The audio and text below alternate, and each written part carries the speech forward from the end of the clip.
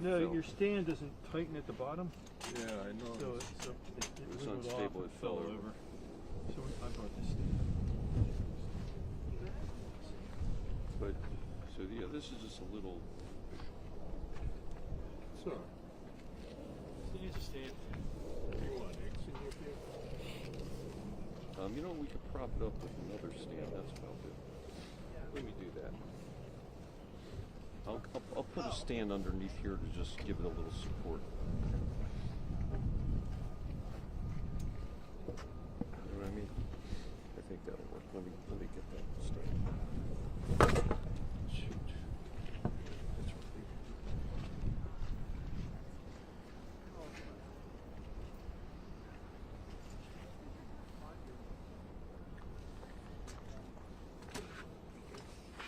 I can't quite go that low. It's not that bad in the sun. There we go. Well, that'll give it. I'm trying to do a bump shot.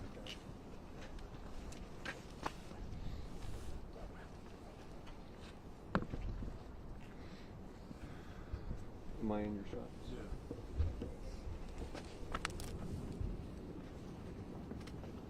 Like that, just there.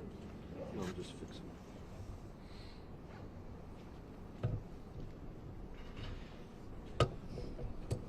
No. It's gonna get freezing.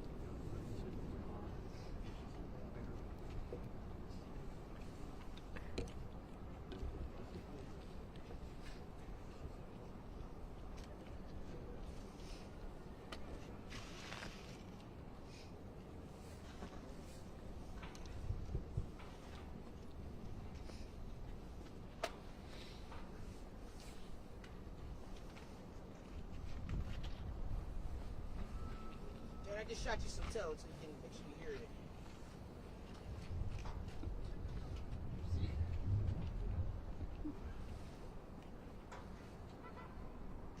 Oh yeah, I've got it. Okay, good.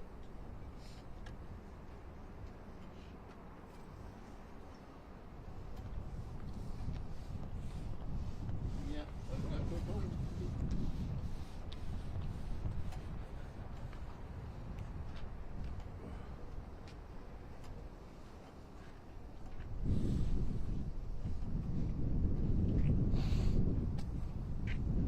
Yeah, I'll just power this down until they give me a complete. Yeah.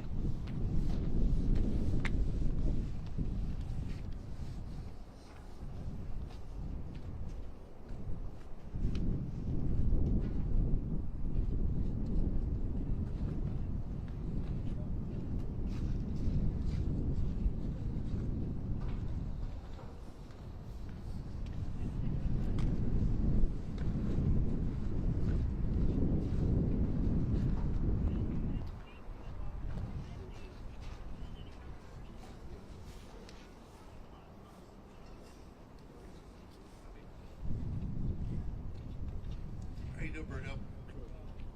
That is good. It's good to see you. Good. No worries. How's your daughter doing and your son? Oh my God! So is he married? Oh, cool.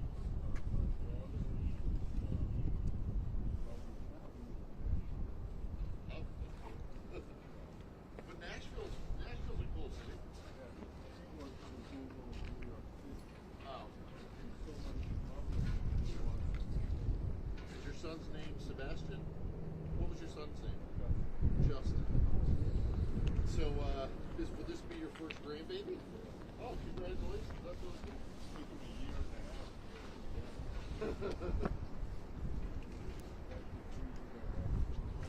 Oh, so they had to do fertility treatment.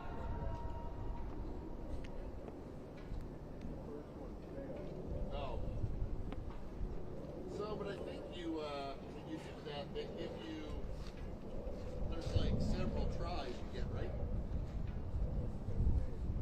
Oh, really? Oh my God. And it's not a thing that insurance covers. So both your kids were pretty good. What? So you probably have Google stock.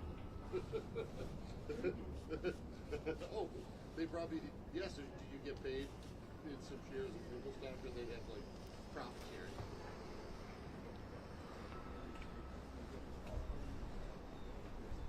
Oh, that's a no-brainer then. Oh my God, like I know. So I looked at Apple over the last couple of years. It's gone up like 280%. Remember Skycam Brad? Oh yeah. So what happened when he was working for Hello. AP? Hey Tony, I'm just waiting. We're waiting for a 345. and And he goes, for our you gotta get drive-by. out every day. You gotta get out. So I went and bought out and said, Worked out. Okay. yeah, I bought it now. He's working Oh for yeah. Reuters. So, Yeah, I know. does it sell line? Good. I mean, Okay, cool. it's always get the shot over you and me. You know? Okay, cool. So what I'm gonna do Shoot is whatever. let me get a shot ready for this. I'm gonna use it. Yeah, yeah. I've got a monitor on.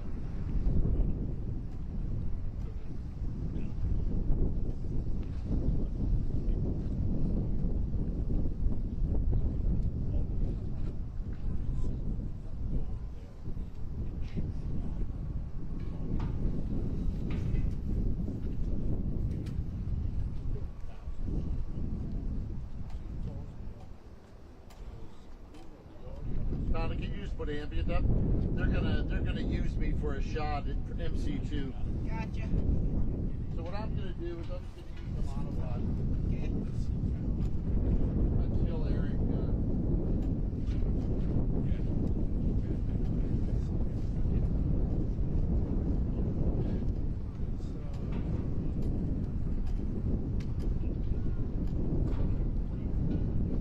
That's all soft. So I called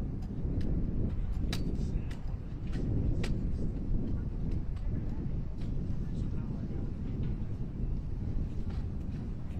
You made nothing. I get a invoice from him and he's charging me like full price.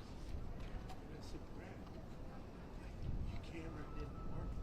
And he's like, oh, well, sure enough.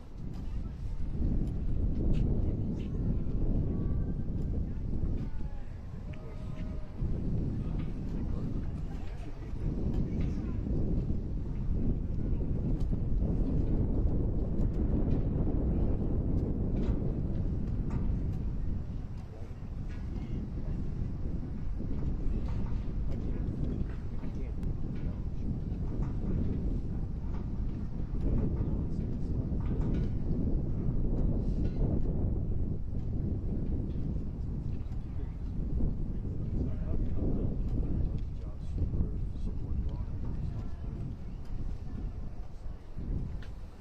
Then you learn to never do it.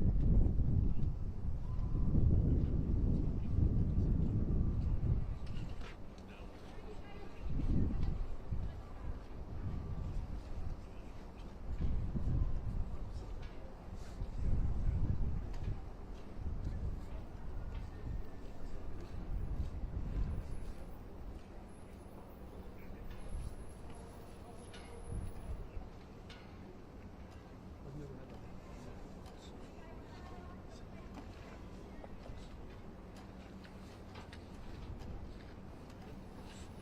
Circuit. How you doing? Well, is there your roof over here? You guys set up over there? She'll give you good audio too if you want. Sure, I'll take it. All right. I'll be back in a second. I'll put a spot down. Yeah, we decided we just have something nice to get us stuff. It's not one of those.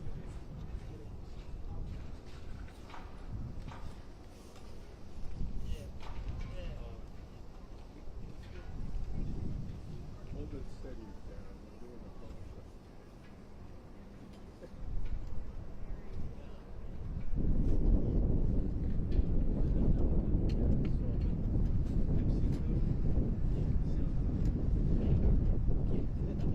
Different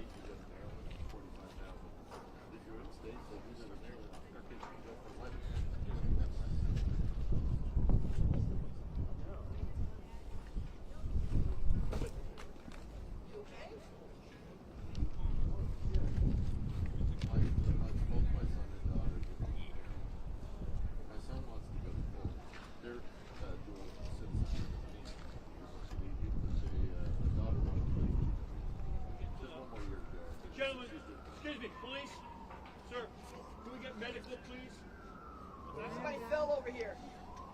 What happened? He fell, yeah. Get his head?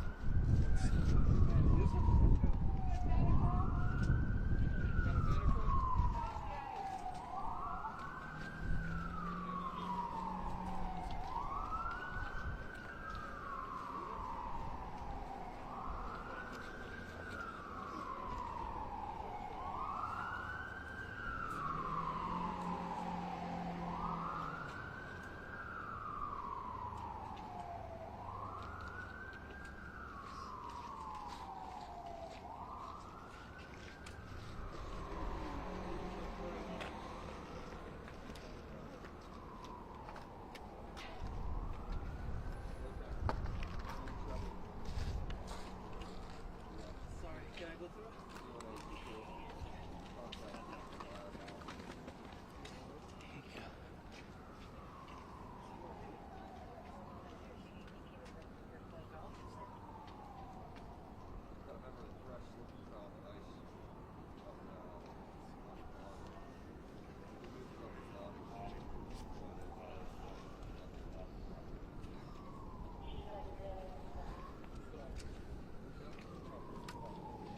Over that.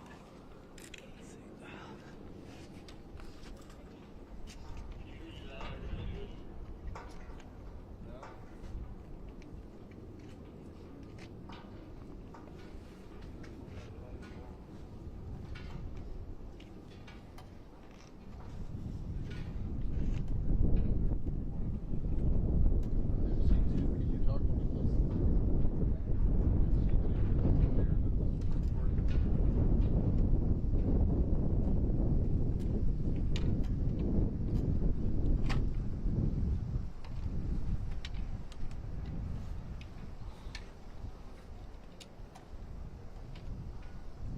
I just want to make sure you see me and everything. Do you see my shot? Do you see my shot?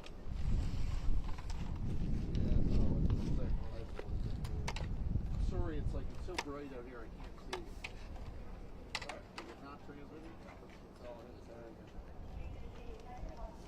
Okay, one sec, here it comes. How old are you? Yeah, the cold for some reason.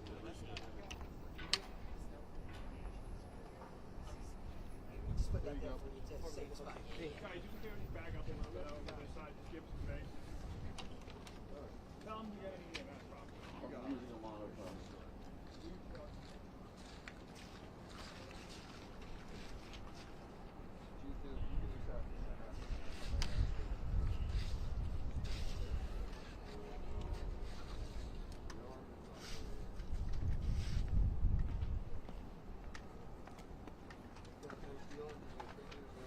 Can't leave it white or anything?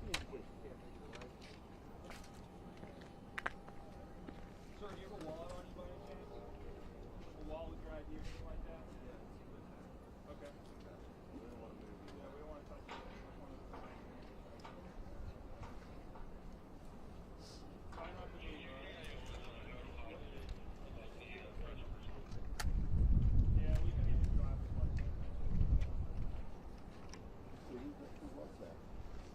He's got some factors of cold as well since you hit your head, so I don't want to move you at all.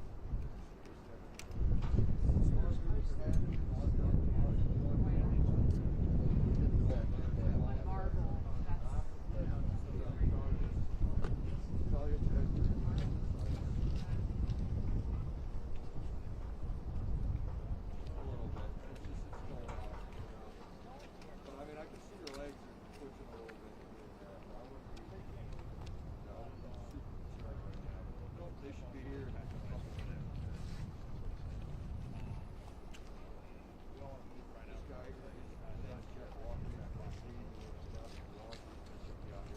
But that's all ice. No, we didn't. I did get the idea about the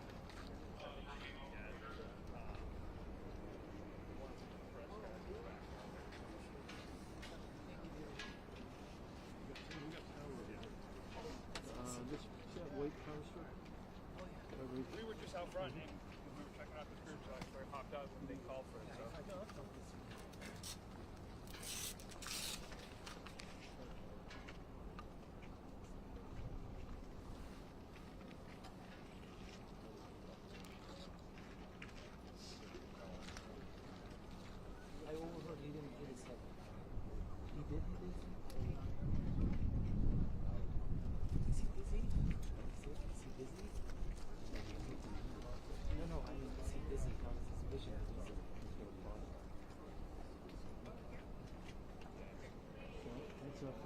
change. That was purposely walking. Yeah. That's all right.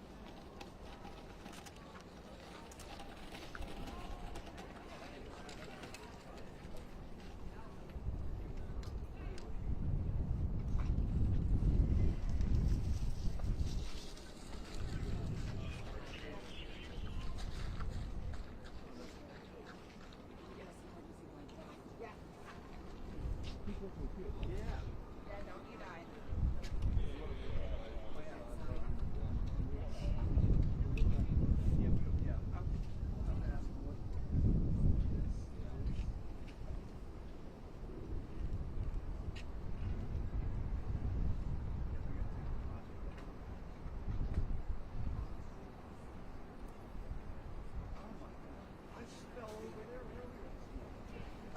Just trying to get out of my car. Did you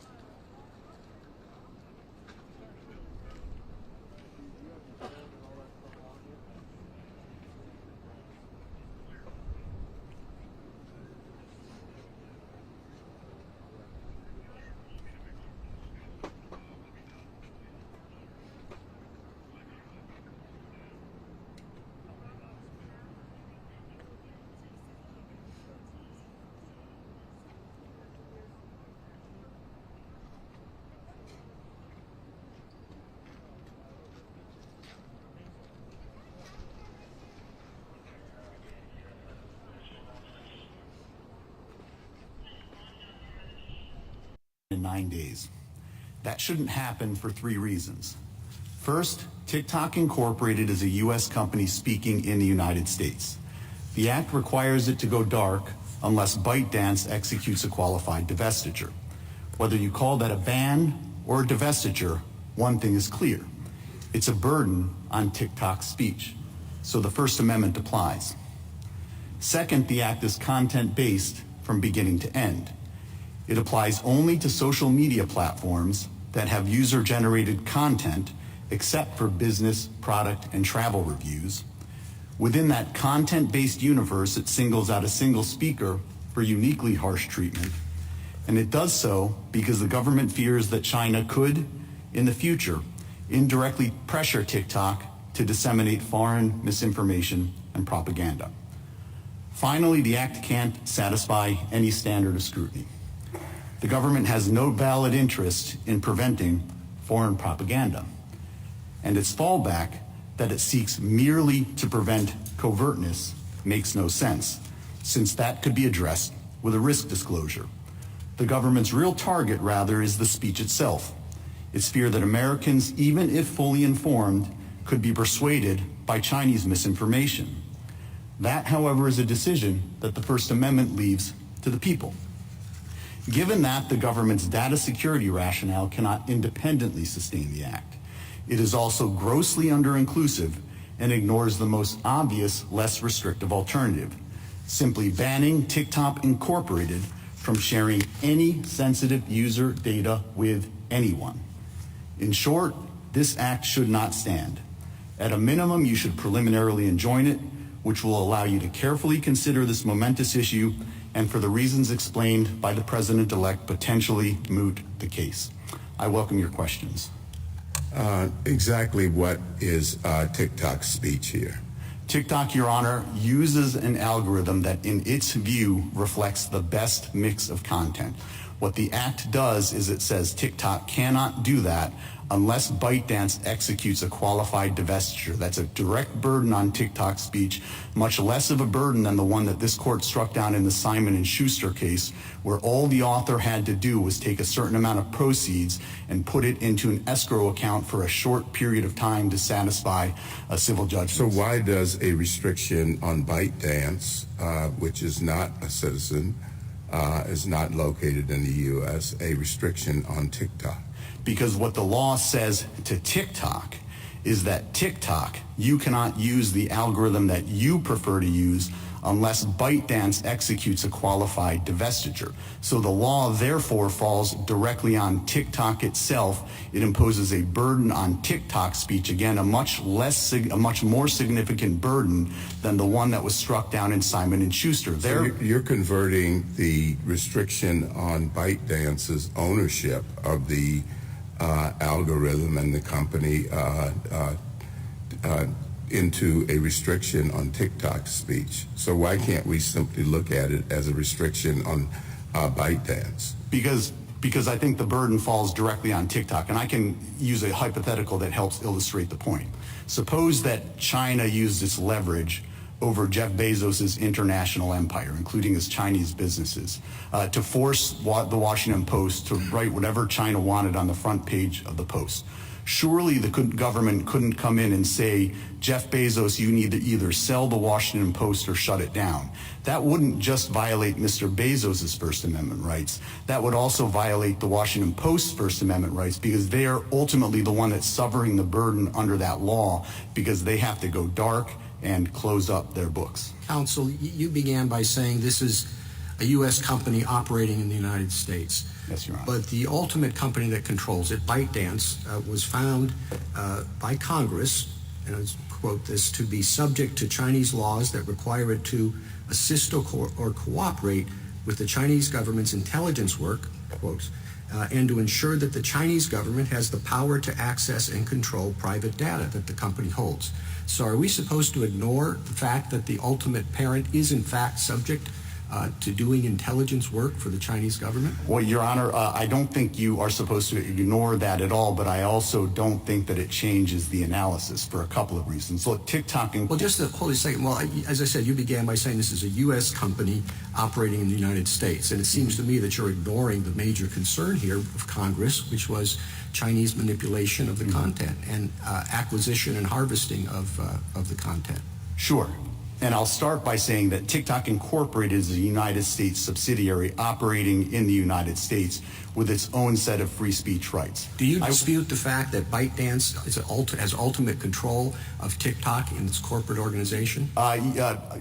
Yes, Your Honor, I do dispute that, but I also don't think that it matters, because even if China could exercise overwhelming power against TikTok versus ByteDance, I don't think it would change the analysis. And I can take that Washington Post hypothetical and ratchet it up a little bit to help illustrate the point. Let's suppose that the Chinese government had actually taken the Bezos children hostage, and it was using that leverage in order to force Bezos and the Washington Post to publish whatever they wanted on the front page of the Post. So China effectively has total control.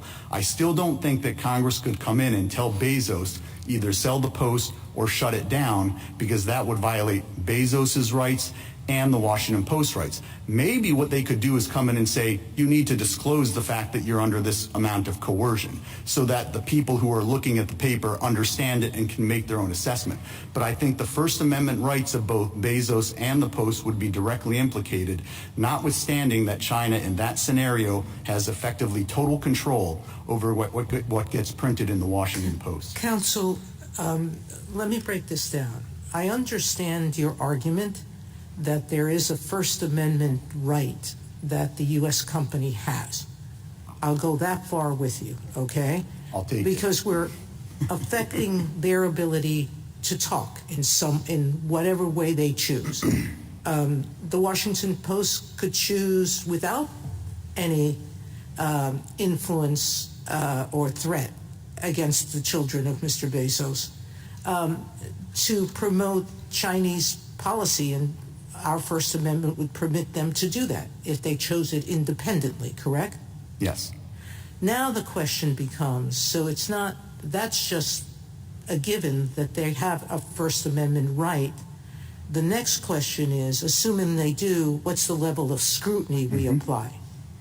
Isn't that what the issue here? That is certainly one of the issues, Your Honor. All right. So if we get to that side of the issue, that TikTok USA has some sort of First Amendment right, taking your example, if the government said no speaker is free to speak under a criminal compulsion by someone else because of extortion, because of kidnapping, we are doing this because it is the only way to ensure the safety of people, that they are not going to be kidnapped or threatened, their lives threatened.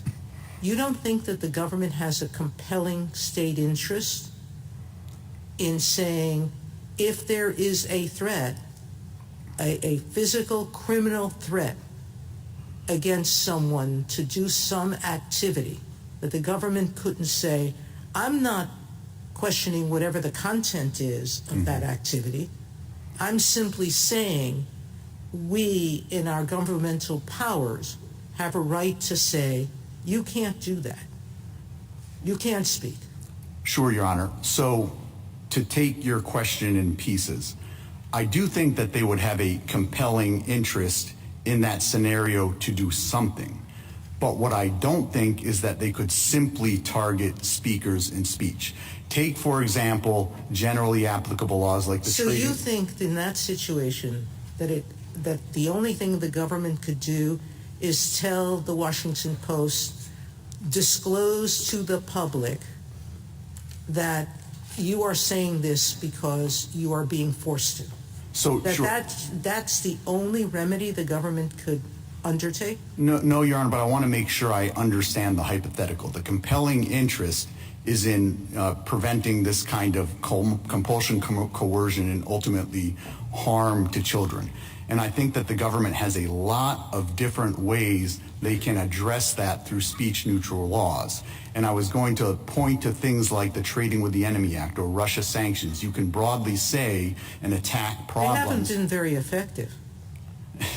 Well, be that as we're still having people kidnapped. We're still having coercion. And be that as it may, you can say to Americans, you cannot collaborate with our enemies at all, and if you do that, you're going to be severely punished for doing All that. right, we can But go on to the effectiveness of the remedy, but the point is, I believe, that even if your First Amendment rights are impinged and there is some protection, the question is at what level of scrutiny?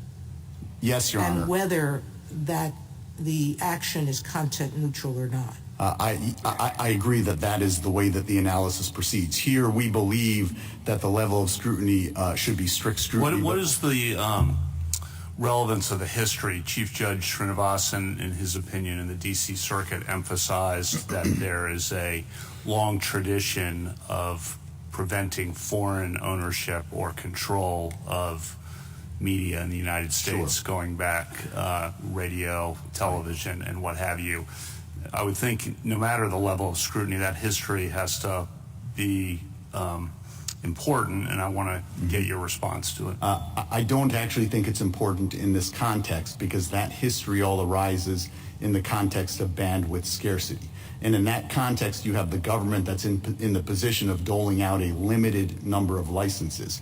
And when you have to dole out a limited number of licenses, you by definition have to pick winners and losers. And when you have to do that, you get a certain amount of discretion. I think that's the whole basis of those cases. You can't really take those cases keep going. You can't really take those cases and extend them to an area where there is no scarcity like the World Wide Web. Because once you do that, there's really no limiting principle. There's no reason why it wouldn't also apply to really popular books or magazines or newspapers or chains of newspapers. The bandwidth scarcity, I think, is really what justifies the greater discretion that the government gets in that area. Mr. Francisco, let me see if I can break this down. Suppose that TikTok were outright owned by the People's Republic of China. Would you make the same argument? I wouldn't be making the same argument, Your Honor. Why not? Because there you would have to confront a very different question, whether a foreign government that was speaking in the United States has First Amendment rights, and I don't know that the court has ever addressed that. But here we've got a U.S. No, I understand that. I just want to see where you draw the line. So it's true, the court has never held that a foreign government has free speech rights.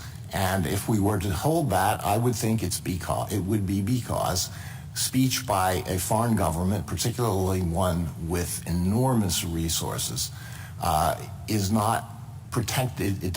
Allowing that does not serve the underlying interests of the First Amendment, which are, among other things, fostering democratic self-government and furthering the search for truth. So let's assume that we start with that, all right?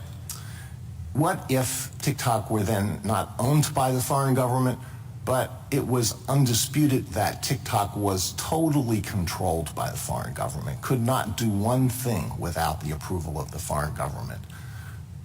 That's different? I do think that it is different, Your Honor. For example, I've given the hypothetical that I've given, but there are a lot of companies in this country that have foreign owners, not just companies like Politico, which is German-owned, or Al Jazeera, which is partly owned by the government of Qatar. Well, I understand that, but what would be the reason for drawing that line? Sure, if there's a good reason for saying that a foreign government, particularly an adversary, does not have free speech rights in the United States, why would it all change if it was simply hidden under some kind of contrived corporate structure? Because it is a U.S. speaker. I'll give you another example. AMC movie theaters used to be owned by a Chinese company. Under this theory, Congress could order AMC movie theaters to censor any movies that Congress doesn't like or promote any movies that Congress wanted. And I think the reason is that here, where it's conceded, you actually have a bona fide U.S. company. It is not simply a Chinese cutout that is the Chinese government speaking itself. All right, let's say that's not a United States company. Let's say this is not a complete answer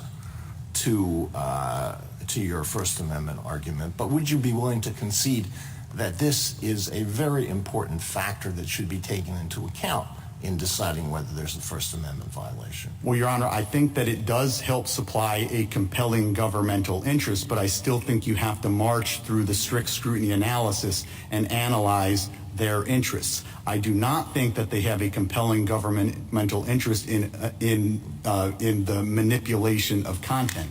I think that is in the teeth of the First Amendment, and if you look at the government's brief and the rest of the record in this case, that's really what it's focused on. Their complaint is the fear that the content could be critical of the United States government or could undermine our democracy. Yes, Your Honor. Mr. Francisco, I just wanted to follow up on that line of questioning with just some fact questions, because it seems to me there are a couple of things that the parties still dispute about facts in this court, which is a little unusual. The government says that TikTok, U.S., has no authority or ability to alter the algorithm or recommendation engine, but must simply follow ByteDance's directives. You disagree with that in your reply brief. Yes, somebody we do. has to be right and somebody has to be wrong about that. What's the fact? What does the record show? Well, Your Honor, we are here on a record, and there is nothing in the record that says that TikTok, like any other subsidiary, doesn't have its own independent making authority. If you look at their record sites, what they point to is the ordinary types of control that a parent company has over a subsidiary company, but it doesn't change the fact. All right, what is the fact? Are you prepared to make a representation? Yes, Your Honor. The fact is that TikTok Incorporated, as a U.S. company, does have a choice over the algorithm. Now, it would be an incredibly bad business decision for them to abandon this algorithm, and they very doubtful would ever do it, but they have that authority. What they clearly have the authority to do is shut down the platform in the face of Chinese pressure. That's actually what they agreed to do in the National Security Agreement. I think that underscores why TikTok Incorporated, as a U.S. company, does have its own set of First Amendment rights. Okay, and then another fact question. Before the D.C. Circuit, you argued that the Chinese government has made clear in public statements that it would not permit a forced divestment of the recommendation engine. Does that mean that some key component of the recommendation engine is under Chinese control? No, Your Honor. What it means, and this might warrant a little more explanation, what it means is that there are lots of parts of the source code that are embodied in intellectual property that are owned by the Chinese government, and they would restrict, like the United States restricts the sale of those types of things to foreign governments. It doesn't alter the fact that this is being operated in the United States by TikTok Incorporated. Okay. So, I got it. Okay. I got it. And then you represent that the divestiture is not feasible within the Act's time frame. I'm sorry for these fact questions. Sure. I just want to understand what's before us. Would it be feasible in any time frame? I take the government doesn't dispute that it's infeasible in the 270 days provided by law. But would it be feasible Your Honor, at all? I think, at least as we understand how they've interpreted the qualified divestiture provision, it would be exceedingly difficult under any time frame for two principal reasons. The first is that there's a global team of engineers that are some in China, some in Europe, some in the United States that maintain and update the original source code. And as we understand their interpretation, a qualified divestiture would prohibit any kind of coordination with that global team of engineers. The other reason is because, as we understand how they're interpreting it, a qualified divestiture would divorce the U.S. platform from the global content. So, for example, there are videos created in the United States. There are videos created in Ireland. In order to get global content, we need access to the Irish videos. They need access to the U.S. videos. I got We that. understand that couldn't happen. Okay, so you think it's probably not feasible in any timeline? Well, Your Honor, I think it'd be extraordinarily difficult. Okay, last fact question, then I'll yield the floor here. The government admits that it has no evidence that TikTok has engaged in covert content manipulation in this country, but says that ByteDance has responded to PRC demands to censor content outside of China in other countries. Again, you deny that in your reply brief. Somebody has to be right about that. Well, Your Honor, the problem there is everything that follows what you just read is redacted, and so I don't know what it says. What the record shows is two things. The record shows first what you just said. They haven't done anything here in the United States with respect to TikTok Incorporated. And second, the record also shows through our transparency reports that we haven't removed or restricted content on the TikTok platform in other parts of the world. And TikTok doesn't operate in China, it operates in other parts of the world.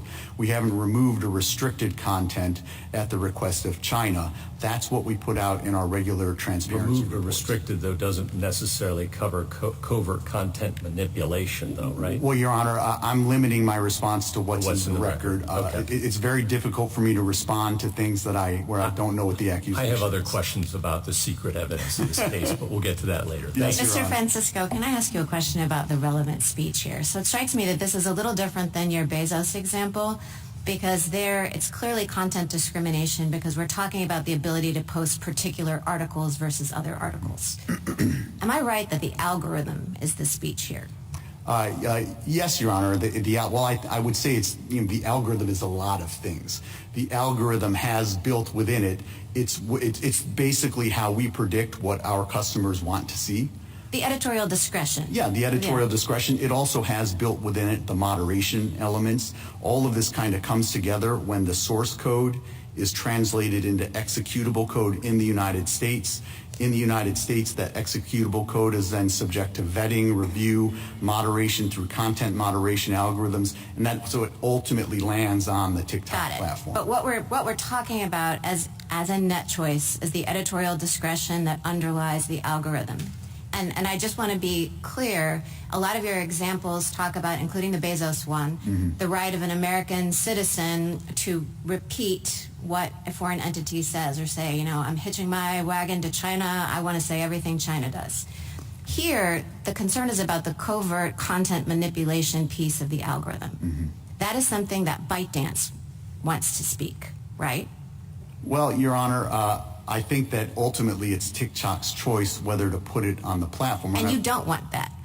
Is your client disclaiming we absolutely resist any kind of content manipulation by China at all. But what I do want to focus in on is what their asserted interests here. They do talk about covertness, but it can't possibly be that all they're concerned about is mere covertness.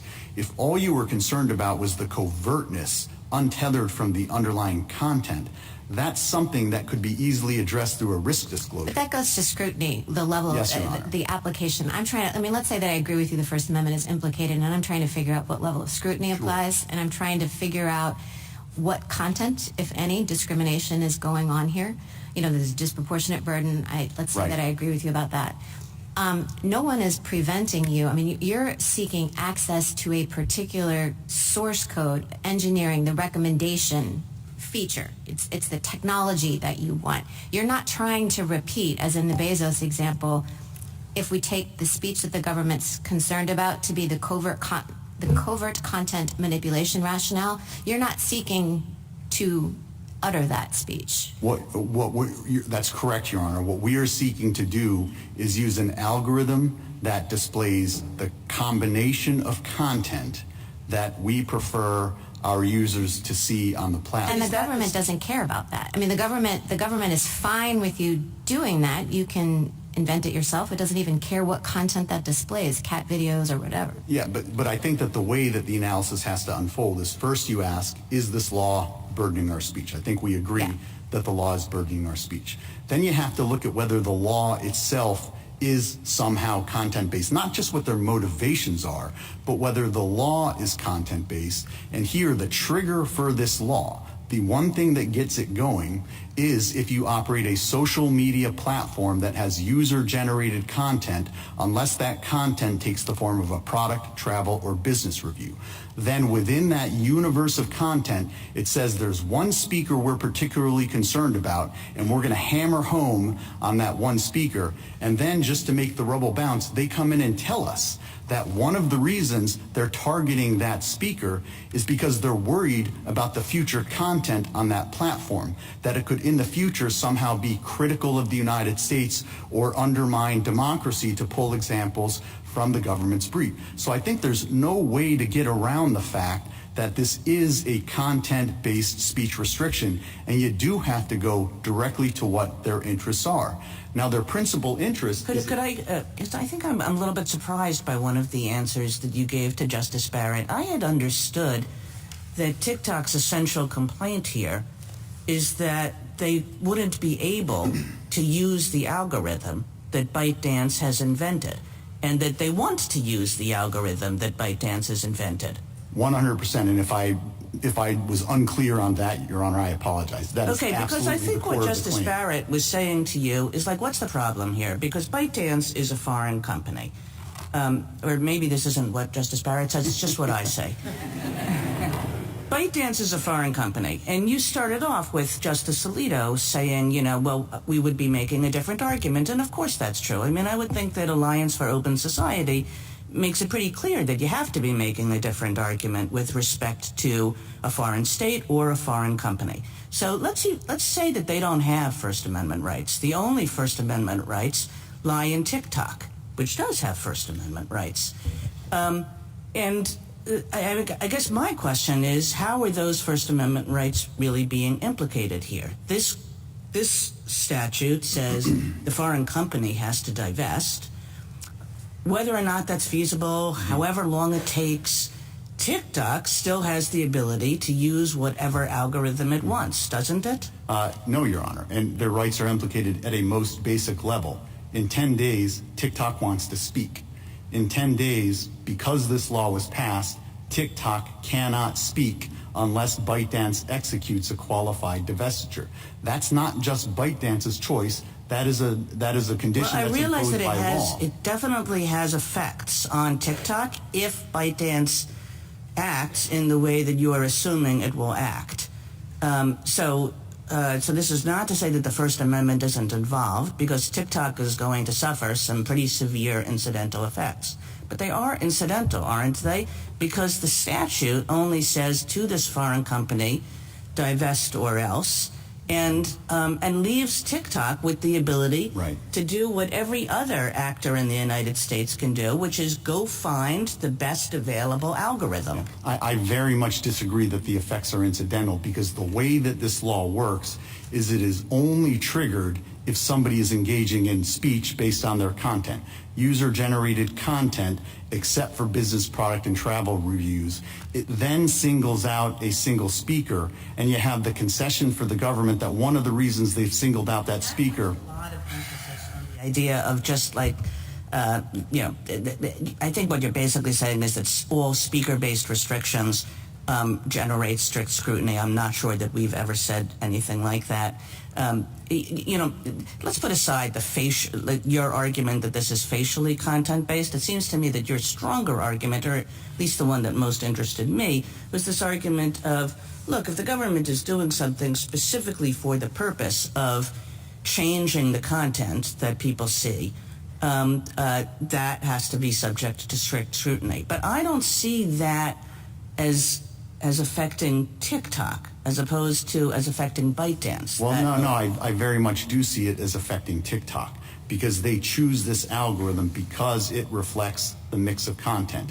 The government's fear is that China could come in and pressure TikTok, through ByteDance to TikTok, to alter that mix of content to make it too pro-Chinese or too anti-American. That is very much directly a content-based charge straight at TikTok. The other point I would like to... I hear you that it might very well have that effect. I guess what I'm suggesting is that the law is only targeted at this foreign corporation which doesn't have First Amendment rights. Whatever effect it has, it has. Maybe ByteDance will figure out a way to put this on open source, and then TikTok will be able to use the algorithm. So, Your Honor, if I could take that on directly, because I think TikTok has First Amendment rights. To the extent ByteDance is speaking in the United States, it, I believe, has First Amendment rights. If you conclude that neither has First Amendment rights, then surely the creators have First Amendment rights. But if you take a step back, what their position is is that none of these entities, this is the universe of entities affected by this law, none of these entities have the authority to assert First Amendment rights, which means that the government really could come in and say, I'm going to shut down TikTok because it's too pro-Republican or too pro-Democrat or won't disseminate the speech I want, and that would get no First Amendment scrutiny by anybody. That cannot possibly be the case, yet that is the effect of their position. The last point I'd like to emphasize, though, is this law, like the Playboy case, like the Hobby Lobby case, has built within it a less restrictive alternative, which is the general provision, by definition designed to protect against the very harm the government is identifying. Suppose New York State passes an asbestos abatement law. They say these types of buildings have to abate asbestos. In addition, New York Times, you have to abate asbestos in your building, and they say there are two reasons for this. One, we want to abate asbestos. Two, we hate the New York Times editorial page. Surely, at the very least, what you're going to say is you can't target the New York Times directly. What you can do is throw them into the general process. Thank you, we think that's the minimum that should be done here. Thank you, Counsel. We've been talking about connection between the regulation of TikTok and the burden on expressive conduct. And your basic position is that interfering with the ownership of TikTok constitutes a direct regulation of the expressive conduct of other people.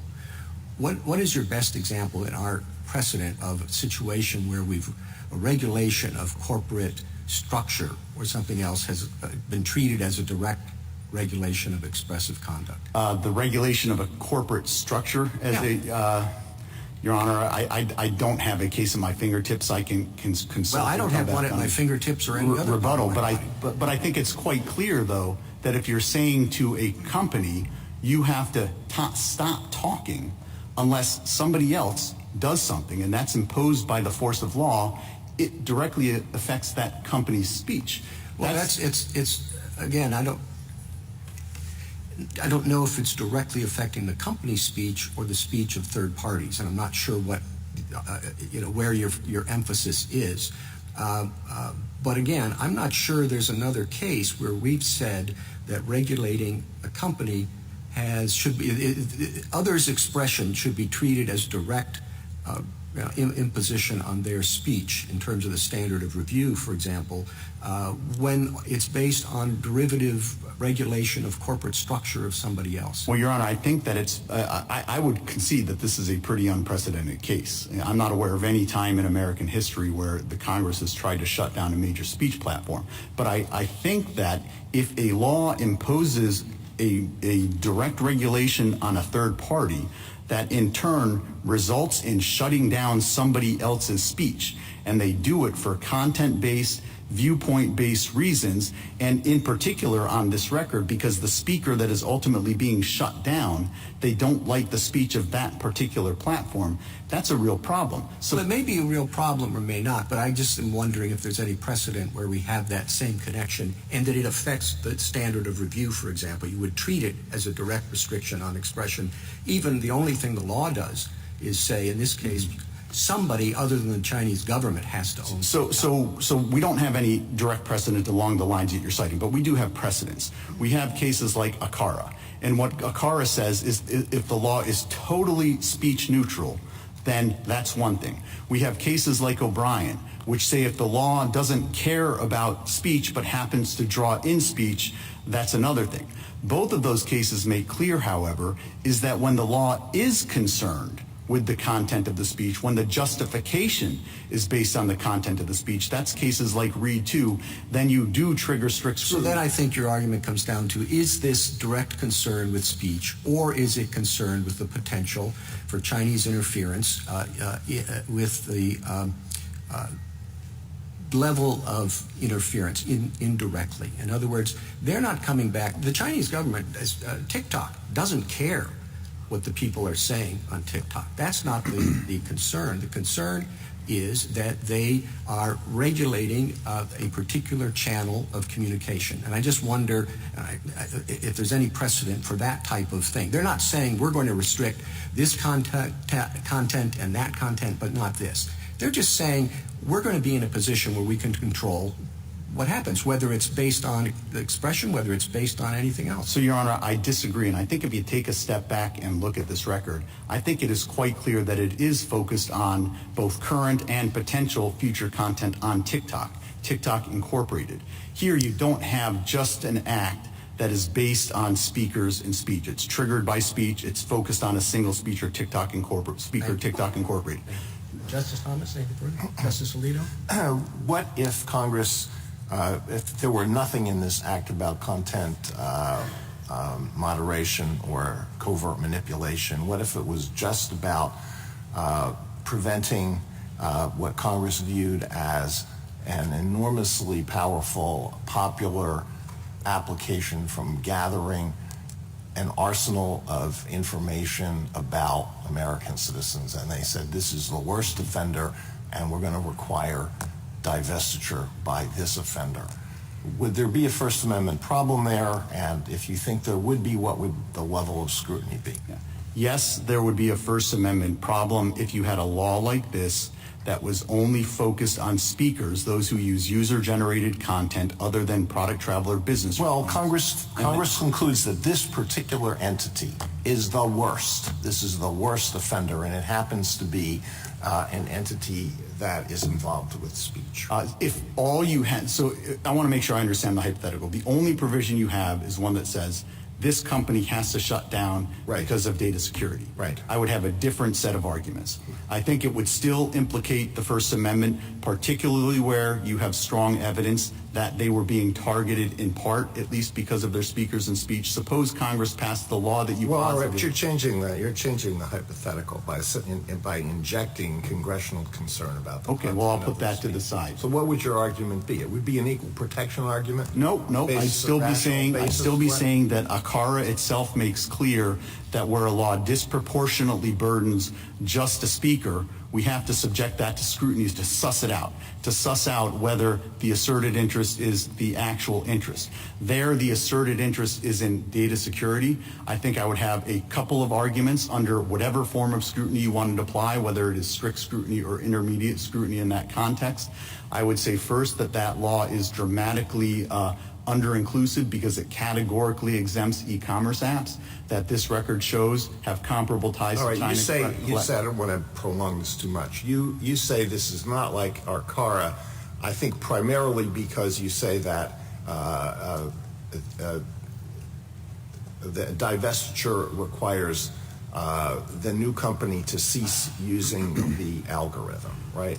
No, I think it's not like ACARA for a much more fundamental sense. ACARA involved a totally speech-neutral law. It didn't go after speakers at all. If you had a law in ACARA that said we're going to prohibit prostitution in bookstores only, then I think that ACARA would have come out differently. There would have at least been, some kind of intermediate scrutiny, potentially strict. All right, well, that's the law that I think is your hypothetical. Walk away from the hypothetical that I posed for the purpose of narrowing in on what your argument is.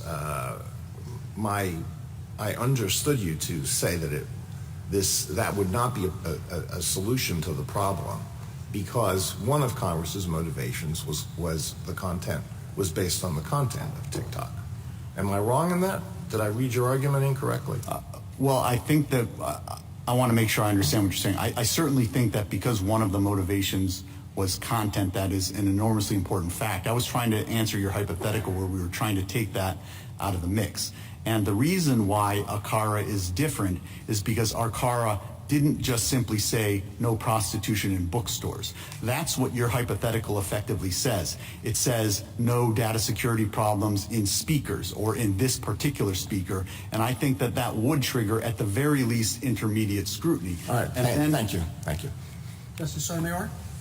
That comes to my question, which is the Chief Justice asked you whether or not we've ever had a case where pure ownership was at issue and not speech. And I don't think we've had one like that. You're right. But I don't think that the question gets to the essence of your argument, is it? The essence of your argument is you're being asked to divest because of speech, correct? Correct. All right. So if I get past that, if I go to Justice Alito's point, which is I don't think it's just about speech, it's about data control.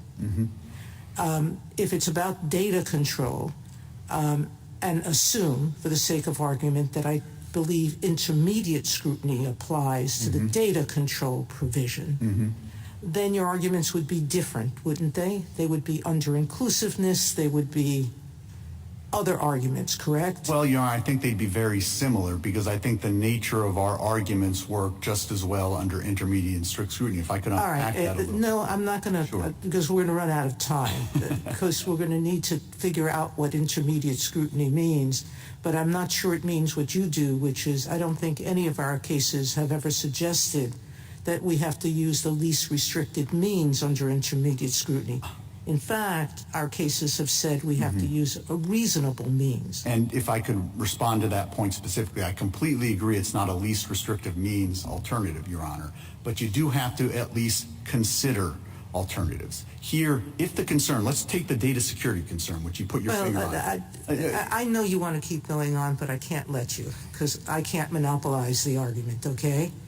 But let me just get to the bottom of that, all right? You seem to suggest that Congress has to actually look at all of the alternatives and say no. I don't think we have a case that says that. I am not If from the record it's clear that alternatives won't be adequate for whatever set of reasons, isn't that enough? If the record were clear on that, that might be enough. Now But I take here that. on the Now let me key- go to the next question and the last. If I could, Your Honor, just one sentence. If on the key less restrictive alternatives, they had actually considered them and said what you suggested, this would be a different case. But our point is that on the key, most obvious, less restrictive alternatives, a law, for example, that simply prohibits TikTok Incorporated from sharing any sensitive user data with ByteDance or anyone else, there's nothing in the record that suggests they even considered it. And that's why it would fail under even intermediate scrutiny. We have a different problem, which is that the record shows that there is no sharing that could happen that wouldn't put the data at security. But we can go past That's incorrect, actually. No, because the NSA doesn't. I'm not talking about the NSA. Or even anything else. But putting that aside, one last question. Assuming that the covert manipulation issue is one, I think that what remains is, to the Chief's question and Justice Alito's questions, if the covert manipulation is a concern, then the question becomes what kind of burden does it put on TikTok USA? And I think your point is that that requires strict scrutiny because it doesn't permit them to speak to the Chinese government through the algorithm and promote whatever speech it wants to promote through the algorithm, correct? It doesn't permit them to speak to the American public through the algorithm. Right. And promote whatever type of speech they want to promote on the algorithm. And I also think that this covert manipulation is a little bit odd. They're not concerned just with covertness. If all you were concerned I'm going to with ask is secret. Xi about that. How do you disentangle the two things? Thank you, Your Honor. Justice Kate? Justice Gorsuch? Justice Kavanaugh? Just on the data collection interest, I think Congress and the President were concerned that China was accessing information about millions of Americans, tens of millions of Americans, including teenagers, people in their 20s, that they would use that information over time to develop spies, to turn people, to blackmail people, people who a generation from now will be working in the FBI or the CIA or in the State Department.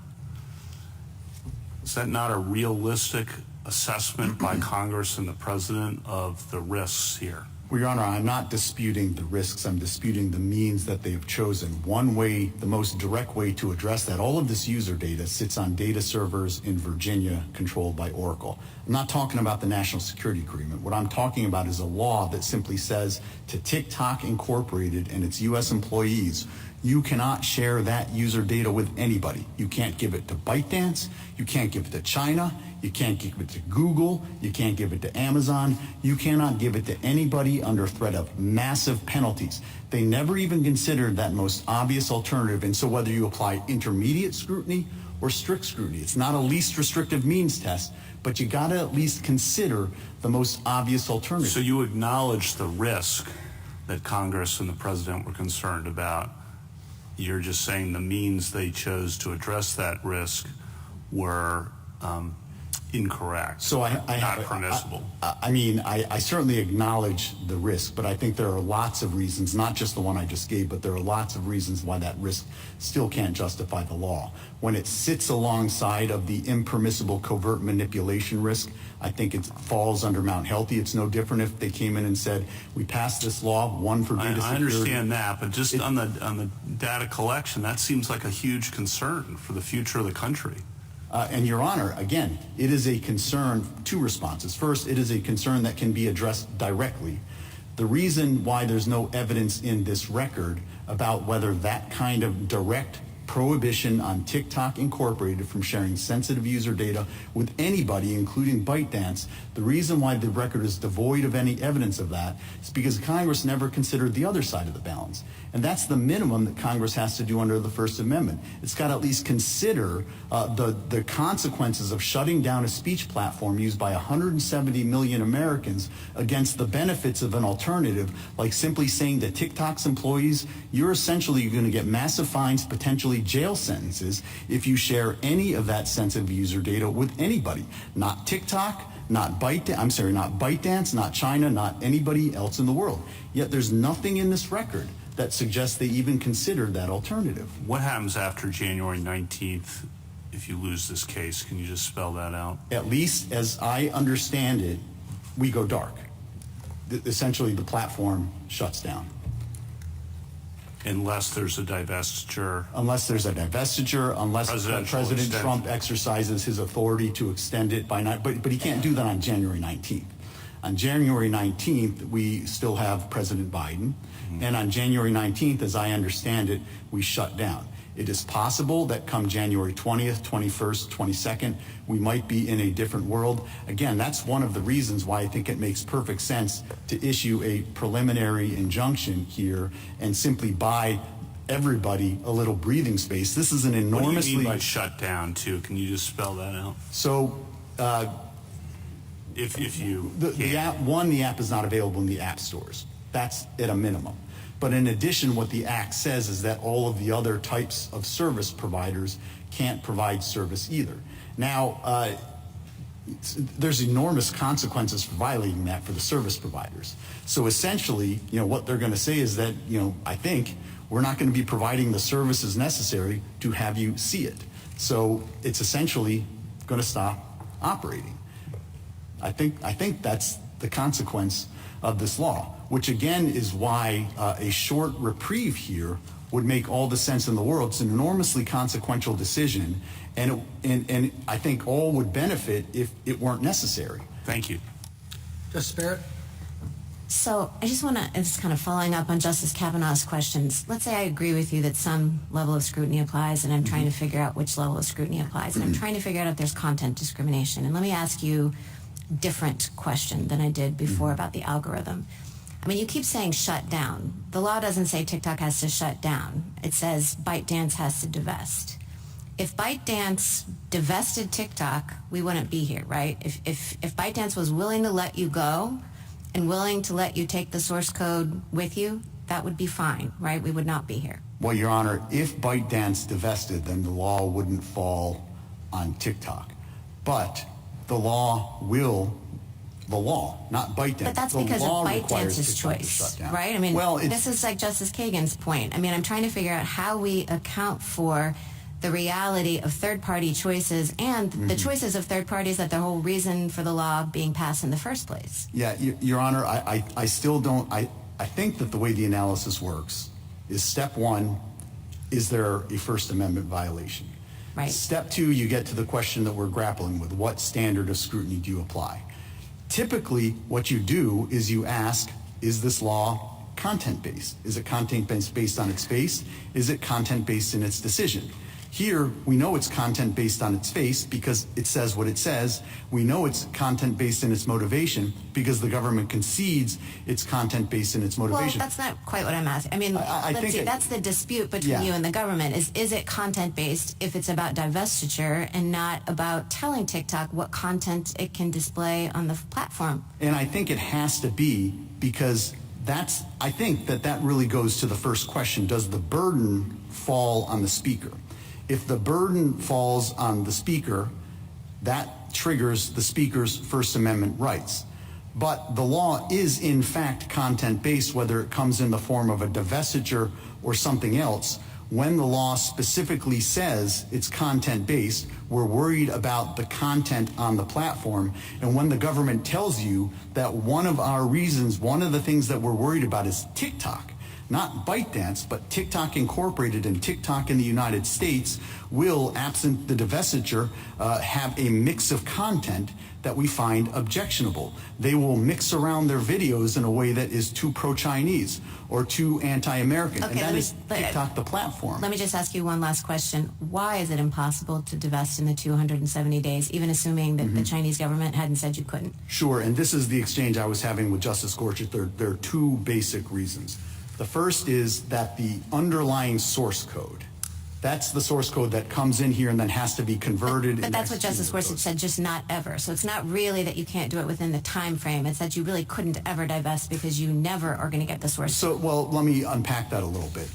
No, it's that with the underlying source code, it takes a team of engineers to update and maintain that. It would take us many years to reconstruct a brand new team of engineers to do that with respect to the source code. With respect to the sharing of content, that was the different reason. In theory, we could kind of send our salesmen around the world, go to Ireland, go to Finland, go to every country and say, look, you used to automatically get our content, but now you got to separately sign up for our platform. Last point, let me make sure I understand what you're saying. It's not that you couldn't execute the disentanglement. You could say, we're independent. You just can't recreate TikTok in any kind of way. Well, I think that any new TikTok would be a fundamentally different platform with different content, which is yet another reason why I think this is a content-based restriction that falls directly on TikTok Incorporated itself in our platform. Justice Jackson? So I guess I'm back to some of the questions that Justice Barrett and Justice Kagan asked about the sort of threshold issue that you point out, which is there a burden on the speaker? I'm trying to understand what the burden is that you are articulating and whether it really isn't about association and not speech. You say you have in your brief some cases that talk about American speakers being free to choose whether to affiliate with foreign organizations, and the colloquy you had with Justice Kagan made me think that what you're really complaining about is the inability to associate with ByteDance and its algorithm.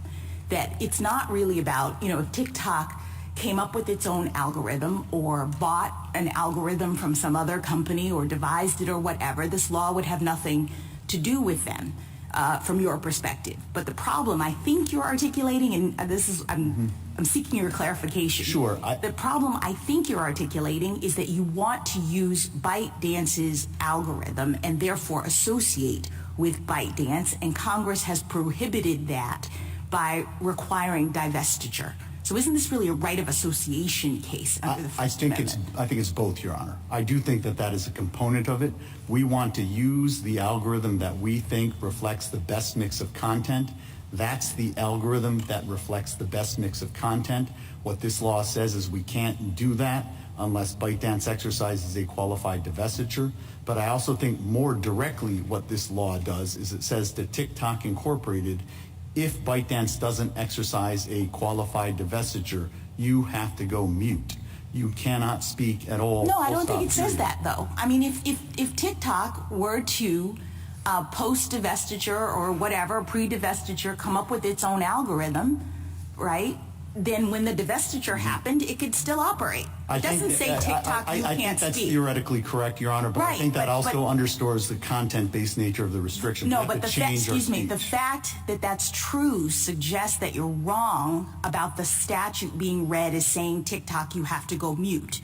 Because TikTok can continue to operate on its own algorithm, on its own terms, as long as it's not associated with ByteDance. So isn't this really just all about association?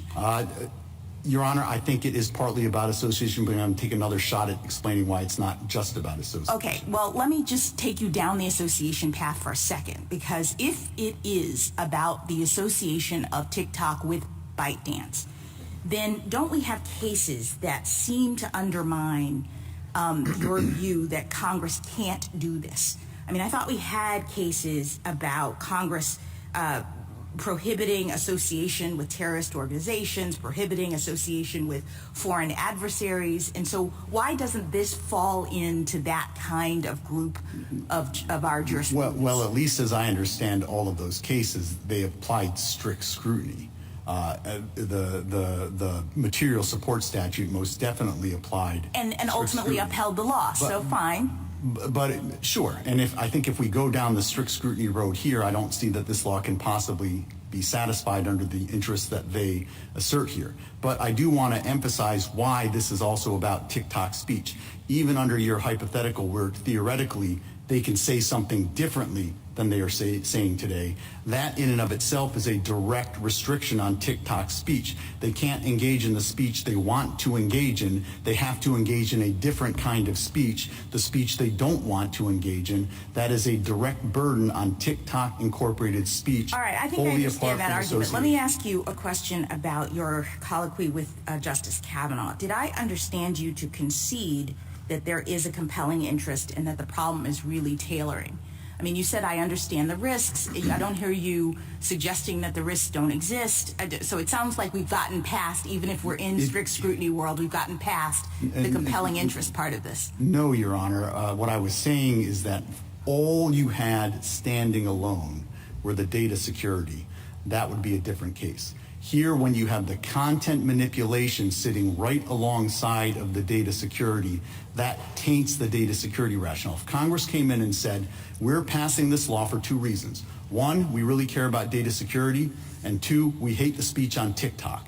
The data security wouldn't alone sustain that law under cases like Mount Pleasant. I understand, but why you're equating we don't want foreign adversaries to be able to manipulate the content on this platform. You're equating that with we hate the content, and I'm just trying to understand why.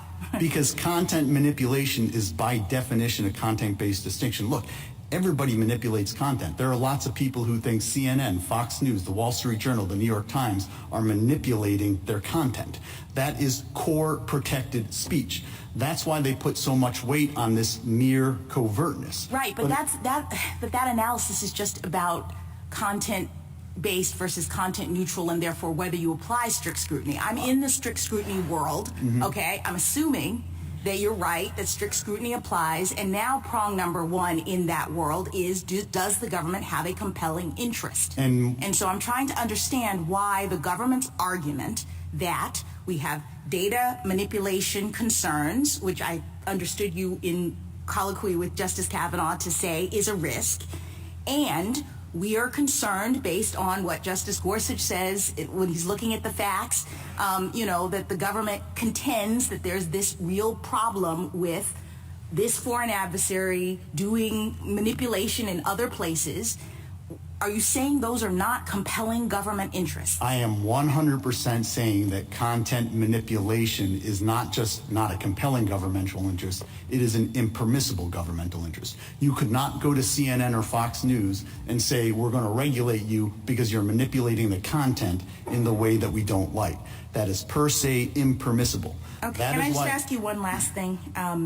You say, with respect to the tailoring issue, that disclosure, you think, is a possible, more narrowly tailored way of handling some of this. And I guess I'm just wondering whether disclosure under this court's case law and the law of other lower courts doesn't carry its own First Amendment complications? That wouldn't we have compelled speech problems if disclosure was required in this situation? Sure, Your Honor. Now, look, I might think so because I think that the factual predicate is wrong, but they think the factual predicate is right.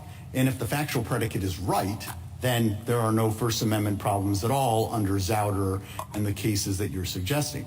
And that underscores the larger problem here. Not all disclosures are perfect. I'm not here to argue that they are. But you've always got to consider what the alternative is. And here the alternative is shutting down one of the largest speech platforms in America. The reason there's no evidence in this record as to disclosures is because Congress never even undertook that balancing in the first place. Thank you. The bare minimum that has to be done before we take an unprecedented step of shutting down the voices of 170 million Americans. Thank you. Thank you, counsel.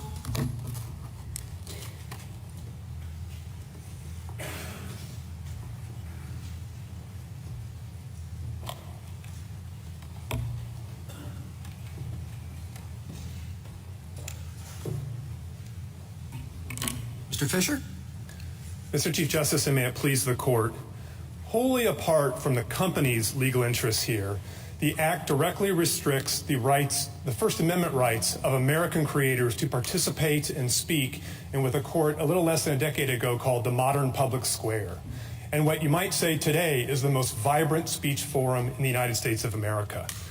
And the Act, therefore, is inescapably subject to strict scrutiny because of the First Amendment implications. And the Act fails that test, and indeed any level of scrutiny under this court's case law, because the Act and the reasons behind it defy our history and tradition, as well as precedent. American creators have long and always enjoyed the right to speak in conjunction with foreign speakers or work with foreign publishers. Americans even have the right under the Lamont case to receive information from foreign speakers, indeed foreign governments. So that leaves the government with this implication and its use of the phrase national security in this context. But that just simply doesn't change the calculus. Throughout our history, we have faced ideological campaigns by foreign adversaries. Yet under the First Amendment, mere ideas do not constitute a national security threat. Restricting speech because it might sow doubt about our leaders or undermine democracy are kind of things our enemies do. It is not what we do in this country. And so we think the court should reverse, and I would welcome the court's questions. How exactly are the creators' speech being impeded? So two ways, Justice Thomas. First, I just point you to the text of the statute, which directly regulates text, images, real-time communications, videos. My clients, the creators, are the ones creating that speech and posting it to speak to other Americans. But it doesn't say anything about creators or people who use the site. It's only concerned about the ownership and the concerns that data will be manipulated or there will be other national security problems with someone who's not a citizen of this country or a company that's not here. So there's two ways, and I think the Sorrell case is where you look for the analysis of the First Amendment burden here. As I said, the text of the statute regulates our speech, and then you point out ownership, and this was talked about a lot in the first part of the argument here, so let me be very clear. The American creators have a right to work with the publisher of their choice. So imagine somebody wanted to work on post speech on Twitter, now known as X, and Congress passed a law saying, we don't like the current owner of X. The current owner of X has to sell that platform or else it has to shut down. People who post on that platform, and who indeed some of them make a living commentating, engaging on current events, news, politics, would have a First Amendment claim to work with using that publisher. argument, you could have said that about the breakup of AT&T. You could say that about the foreign limitations on foreign ownership of broadcast companies. Well, no, I think that you have to dig a little deeper than that, Justice Thomas. It's not mere foreign ownership, and it's certainly the broadcast cases I'll get to in a moment, but it's foreign ownership because of a particular perspective. If you boil it down to an essence, the owner of a print media or online media publication is the essence of the viewpoint of that publication. The current owner of X or the current owner of Fox News or the current owner of MSNBC has a particular perspective, and working with that particular platform is shot through with the ownership from top to bottom. But why couldn't Congress prohibit Americans from associating with certain foreign organizations that have interests that are hostile to the United States. I mean, I thought that's what Holder versus Humanitarian Law Project allowed. So I don't really understand what you mean. Right. So I'm glad you're bringing that up. Yes. So when it comes to national security, you are right that Congress can prohibit Americans, to use that case as an example, from associating with terrorist organizations or other organizations that pose a clear and present danger to this country.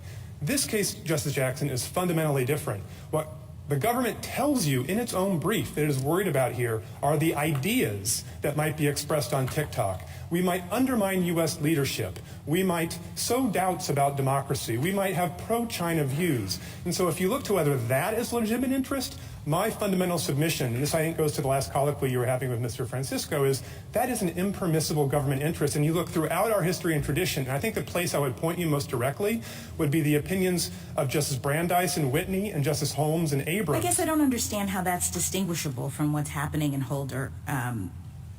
So can you just say a little bit more? It goes to the nature of the national security threat. So my position is the government just doesn't get to come in and say national security in the case is over, or you don't get to associate.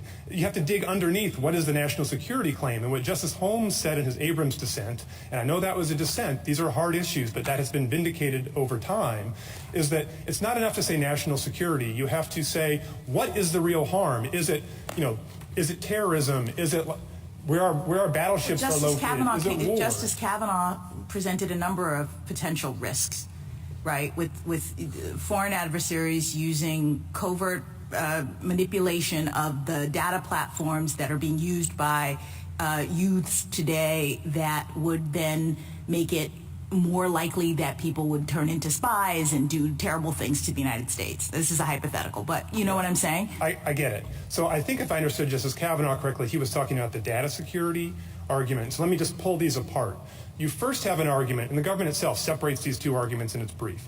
The first argument, the one I'm focusing on initially, is the content manipulation argument. And that argument is that our national security is implicated if the content on TikTok is anti-democracy, undermines trust in our leaders. They use various phrases like that in their brief. So my primary submission is that is an impermissible government interest that taints the entire act. Now there's a secondary argument the government makes, and we say you don't even get to that because once you have an impermissible motive like that, the law is unconstitutional. But even if you could get to that, Justice Jackson, I do grant that data security and the way Justice Kavanaugh spelled it out is compelling. That is compelling, but that's not the question. You just don't ask in the air, was Congress worried about data security or could it reasonably be worried about data security? You say, can this act, the act before you, be sustained on data security grounds? And our answer to that has to be no. You don't have to look any further than the divestiture provision itself, which says that the content recommendation algorithm cannot be used in the future. Well, that has nothing to do with data security. So the core feature of the divestiture provision is going at content manipulation, which I said is impermissible. You can't uphold that under data security grounds. And the rest of the act, when you look at the covered companies provision, Justice Jackson, if this were primarily a data security law, what you think you'd find is what kind of data is procured? How is it stored? Is it shared? Those are the things you think you'd find under covered companies, but you don't find that. What you find is, are text images shared? Is content being shared between users? Is it being created and posted in a social media platform? So I don't dispute for 1 second that data security is a very important thing, and Congress in this very law regulated data security in other ways with data brokers. That's perfectly permissible. But the question before you today was narrower. The question is this law before you sustainable on data security grounds? And that answer has to be no. Congress doesn't care about what's on TikTok. They don't care about the expression. That's shown by the remedy. They're not saying TikTok has to stop. They're saying that the Chinese have to stop controlling TikTok. So it's not a direct burden on the expression at all. Congress is fine with the expression. They're not fine with a foreign adversary, as they've determined it is, gathering all this information about the 170 million people who use TikTok. Well, again, Mr. Chief Justice, if I may, let me separate where you started, which was the content manipulation, and then go to the data security part of it. So, well, the first part is I'm not talking about the content manipulation. I'm talking about the content harvesting. when you say content harvesting, do you mean people's Well, data? they've got or all that? the information, whatever whatever algorithms they want, that has access to the personal information, or at least information that is not readily available, about 170 million Americans. And whether they're going to use it in 10 or 15 years, when those people grow up and have different jobs in different places, or whether they're going to use it now. That, at least as I look at the congressional record, is what Congress was concerned about. Well, I think and they're not concerned about the fact that it is available. As I said, the remedy is just somebody else has to run TikTok. So they're not concerned about the content. They're concerned about what the foreign adversary is doing. So if I may, I think to answer your question properly, I think I have to separate two things. One is the content recommendation algorithm. And that's what I was speaking about a moment ago. That has nothing to do with data security. That doesn't itself procure data. That just determines what videos people see on their feed on TikTok. As to that, I think the answer is inescapably that the government and Congress itself was worried about content. The government itself is here saying national security. So like a mix of cat videos or dance videos doesn't affect national security. No matter what happens, the only thing that can affect national security are the substance of those videos. And when the government's pressed in its briefing, it outright tells you that. It says what we're really worried about is sowing doubts about U.S. leaders, et cetera. So let me turn then to data security. Yes, there were various congresspersons, and in the record that we have in the D.C. Circuit, there were conversation about the problem of data security here. As I said, I don't dispute that that is a valid governmental interest. So I think you address whether that alone can sustain the act in two steps. First, you would ask, if you have an impermissible motive and a permissible one, can we sustain the act based on the based simply on the permissible motive? And I think for the reasons Mr. Francisco said, and we lay out in our brief, that alone, the answer is no under Hunter against Underwood and other cases. Even if you could get just to the data security question, again, you'd have to ask the question, would this law have been passed by Congress for data security reasons? Because you're being asked to uphold a law based on that single governmental interest. And when you look through the provisions, like the content recommendation algorithm provision, like the covered company provisions, the answer is no. And if you're still in doubt on that, just go back to the under-inclusiveness problem. Would a Congress really worried about these very dramatic risks leave out an e-commerce site like Temu that has 70 million Americans using it, and every bit the connection? Does Congress have to go all or nothing on that? I mean, it doesn't have to go all or nothing. They isolate a particular problem, and they might be getting to what you're talking about next. Who knows? But you're really sitting up there and saying Congress would not pass the divestiture law if data security were the only interest. So I'm saying it would not have passed this divestiture law if data security were the only interest. It's very curious why you just single out TikTok alone and not other companies with tens of millions of people having their own data taken, in the process of engaging with those websites, and equally, if not more, available to Chinese control. So I'm not trying to say that Congress has to do everything at once. I'm trying to say that once you've concluded that content manipulation, for the reasons I've said, as a matter of our history and tradition, has to be impermissible. Is there another site like this one that covers half the American population? Okay. I don't think, just by way of sheer numbers, Justice Sotomayor, that the answer has to be no. But 70 million seems like a lot. 170 million is a lot, but put that aside and then go to the next question, which is, how many of these sites have all of the data collection mechanisms that TikTok has? From what I understand from the briefs, not only is it getting your information, it's asking, and most people give it permission to access your contact list, whether that contact list has permitted them to or not. Mm-hmm. So they can now have data about all of your contacts and anything you say about them. How many other sites gather information by keystrokes to be able to do voice and finger ID information if they choose? And there's a whole lot of data stuff that was discussed in the brief that I don't think any other website gathers. So wouldn't this be a unique site? If I viewed the evidence that way, how would this be under-inclusive?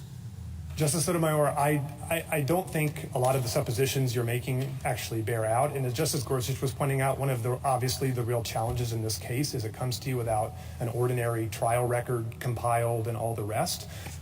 So we have only limited amounts of information. But absolutely, these other websites are taking much the same kind of information, if not more. And as to the contact list thing, I think that points out one other aspect of this. That is voluntary decision by an American user to share that information. In the Riley case. But not informed.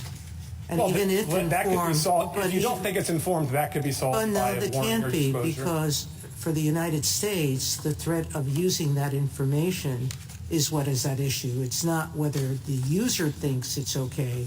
It's whether the U.S. believes that it could put sites at issue. But let me ask you one last question and fundamental question. Assuming that content neutral data collection concerns were is one of Congress's provisions, divest because of this. Why can't we separate that out from how we analyze the algorithm question?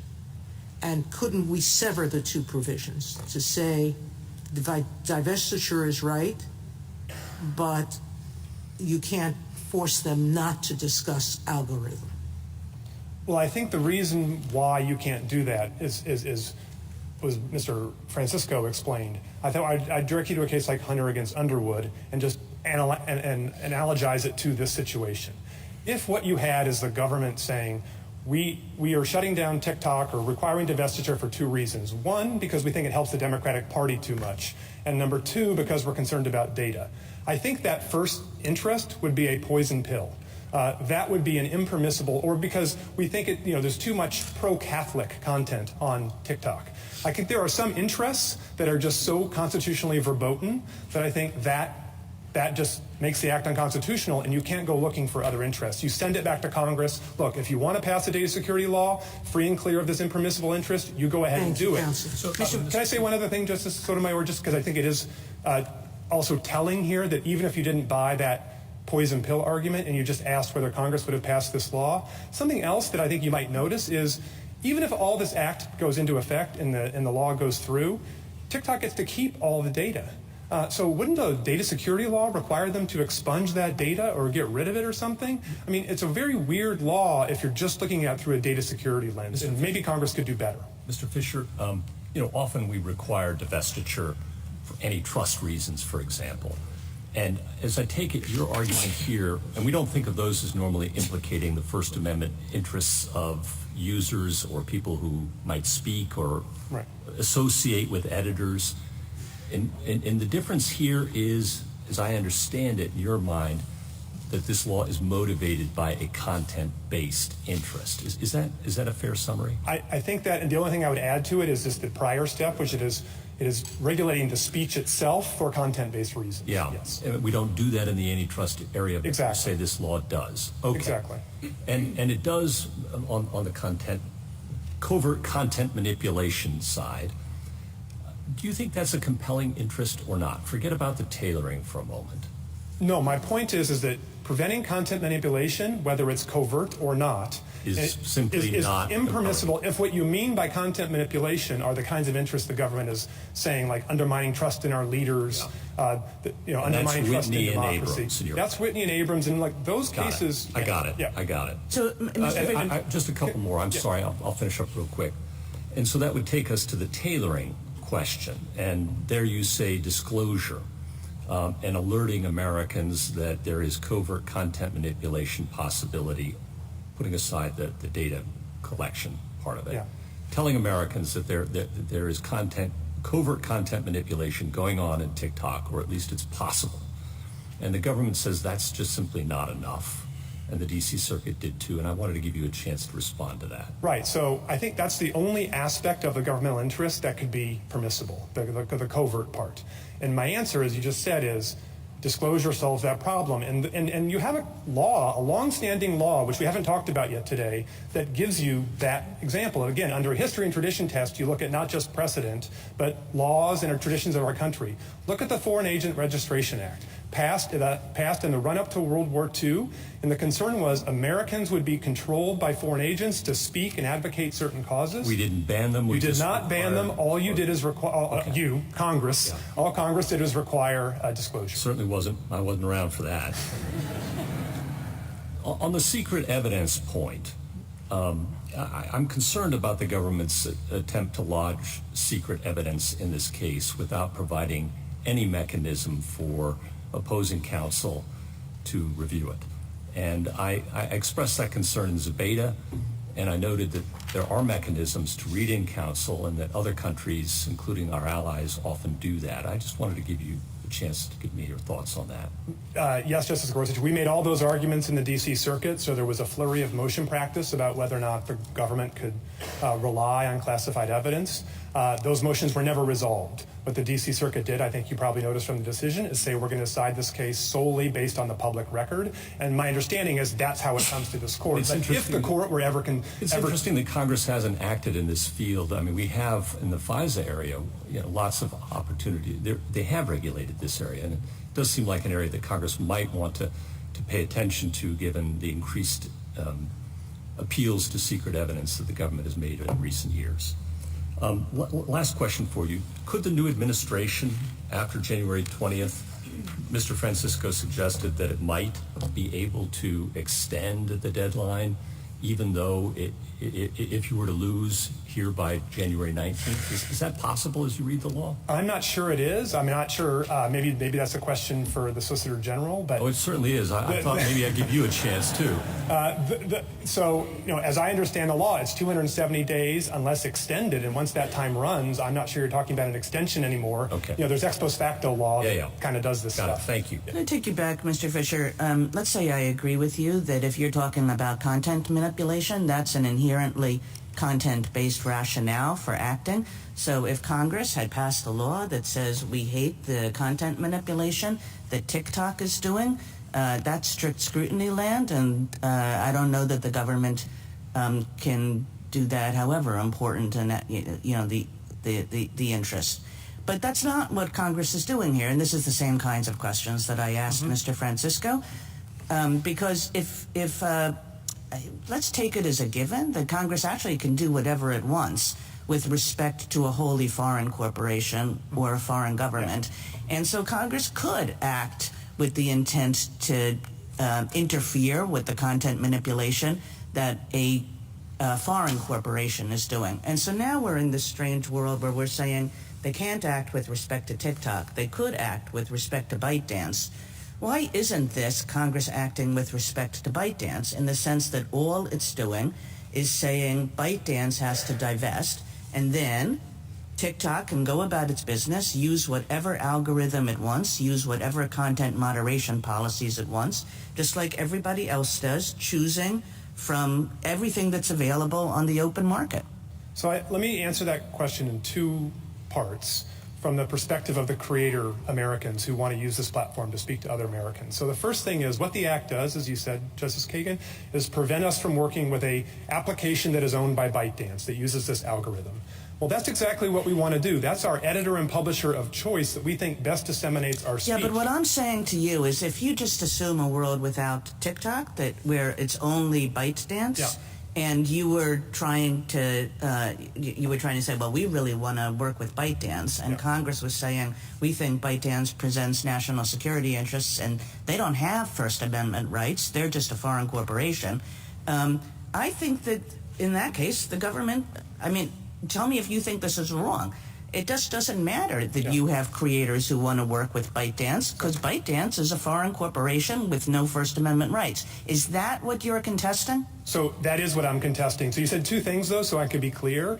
There's two aspects. Do we have a First Amendment right to work with a foreign company or even a foreign country to publish our speech? And then there's a national security part that you put into that, which goes to the justification.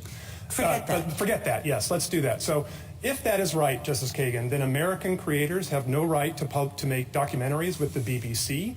They can't work with Al Jazeera if Congress wants to prevent that. Any number of other publications that are state-owned wholly or partially. And even under Lamont, remember, where you're not even creating speech, you're just listening. That was speech from China that the court said you have a First Amendment right to receive. So would I be right to say that your position is that because of the users who want to associate and want to partner with this foreign corporation, the foreign corporation ends up having, in your view, the exact same First Amendment rights as your users do? In other words, it's irrelevant that the foreign corporation doesn't have First Amendment rights. I don't think it's irrelevant, because you could imagine a situation where no American distributor or speaker wants to work with that. But let me put it to you this way. The Communist Manifesto, written by Karl Marx, has no First Amendment standing on its own in America. But if a bookstore wants to sell that publication, I don't think Congress can prevent it from doing so. Well, sorry. Go ahead. No, I'm fine. No. I'm good. Okay. So I want to press you a little bit on the distinction, because in Lamont, the prohibition worked directly on the American. Like, you have to specifically request this information that comes. This is working, kind of as Justice Kagan's questions were pressing you, this is working on ByteDance. It's not saying to your creators, you can't post on ByteDance. That's indirectly going to happen if ByteDance chooses itself not to permit TikTok to walk away with the code. So does that matter, that distinction between Lamont and this case? No, for two reasons. One, under the Sorrell case, you look to not just the law itself, but its practical operation. And the practical operation is prevent us from working with ByteDance. So that's one answer. And you bring up Lamont, and Lamont's actually a very important case, I'm sure you all recognize here. It's important to look not just at the court's opinion, but look at the briefing in that case. The government itself never came in and argued there's no right to receive this information. That's the sort of greater argument. All the government argued was, of course Americans have a right to receive this, but it's just not so much of a burden to require them to raise their hand to get it. So Archibald Cox, when he was the Solicitor General, said to the court quite explicitly in the brief, we're not even going to make this argument because we think it's so contrary to history and tradition. All we're going to argue is the burden isn't enough. Now, what happened is the D.C. Circuit kind of turned that upside down and said, oh, Lamont's just a case about the burden. Well, that's because that's the only argument the government was even willing to make in this court. There was no argument that Americans didn't have the right to hear that speech. What about, so I think this goes to Justice Gorsuch's questions about antitrust divestiture. Let's say that for antitrust reasons, or let's even say not for that. Let's say for suspect First Amendment reasons, Congress tells Jeff Bezos that he has to divest in the Washington Post. He can no longer own the Post. And let's say that neither Bezos nor the Post challenges that. But let's say that you represent clients who really like the Post as it was, who really want to keep receiving the Post, who really want to publish op-eds in the Post. Yeah. Would you have standing? Like, what kind of a claim would you be making there? I believe so, Justice Barrett, and the court has cited Lamont in other cases in more recent years to say we've recognized a right of American listeners to receive information from others. And remember, even that is that's only a small part of the argument I'm making on behalf of the creators. I don't mean to diminish Mr. Francisco's arguments on behalf of the company and ByteDance, but the core speech in front of you in this case are the videos and other forms of communication that people like my clients are posting by the millions every day on this platform to share with other Americans. Can you win is it possible for you to win and Mr. Francisco to lose, or you rise or fall together? No, I think it's possible. I mean, I don't think we should. But was it possible for you to win and him to lose? Well, let me put it this way. If you were to conclude that something about the corporate ownership structure, and I think there was some conversation about this earlier, impeded Mr. Francisco from being able to assert full-throated First Amendment rights in this case, I would step in and say, well, certainly we can do that and get you to the strict scrutiny. And then the arguments pretty much line up. Then you're in a question of, can the government satisfy strict scrutiny? And I think, Mr. Chief Justice, you asked about, do we have cases for this and that? I think that the idea is, yes, we have cases that say, once you're in strict scrutiny, that regulating the content because you don't think it's going to be pro-American enough or it's going to be too pro-foreign interest is just verboten under the First Amendment. That's the history and tradition. And Justice Kavanaugh, when you asked about the broadcast cases, the grounded not just in scarcity but they're grounded in scarcity in a particular way. And it has to do with the absolute need Congress has for licensing in a world of scarce resources. And so that's the very small carve-out that even in Turner the court wouldn't extend to cable television that exists for broadcast licensing. And if you look on the 200 plus years of our country for any other example of foreign ownership of media being regulated by Congress, let alone being permitted in the case law, you are not going to find it. And I think the reason why is because everybody has understood that if you're not in a world of scarcity where licensing is impossible, you cannot give the government, and in this more extreme example, the president himself, unbridled discretion to choose who is a proper owner of a speech platform in this country.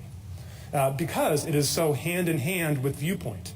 As I said earlier, any number of owners of big media enterprises, whether they be Americans or foreign citizens, could be accused of having a particular viewpoint, but speakers who engage in those platforms have choices they can make. And so, on behalf of our creator clients, we find it not at all satisfactory to be told, well, look, just go post somewhere else. It's not enough to tell a writer, well, you can't publish an op-ed in the Wall Street Journal because you can publish it in the New York Times instead.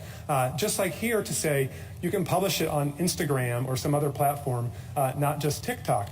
TikTok has a distinct editorial and publicational perspective, and it particularly benefits people like my clients who are not famous people, they're not actors from Hollywood who have a lot of people following them, they're ordinary American citizens whose content that they create on the platform gets privileged by way of the quality of that content. And that's what's so powerful about the platform. So whether you're an ordinary American citizen or, I might add, whether you're a presidential candidate in our last election, if you want to reach new and different audiences, TikTok is the place people go. This may not make any difference for constitutional purposes, but just out of curiosity, I'd like you to explain what the practical consequences would likely be for your clients if TikTok went dark, as Mr. Francisco put it. There, I assume, is a great demand for what TikTok provides, and if TikTok was no longer there to provide what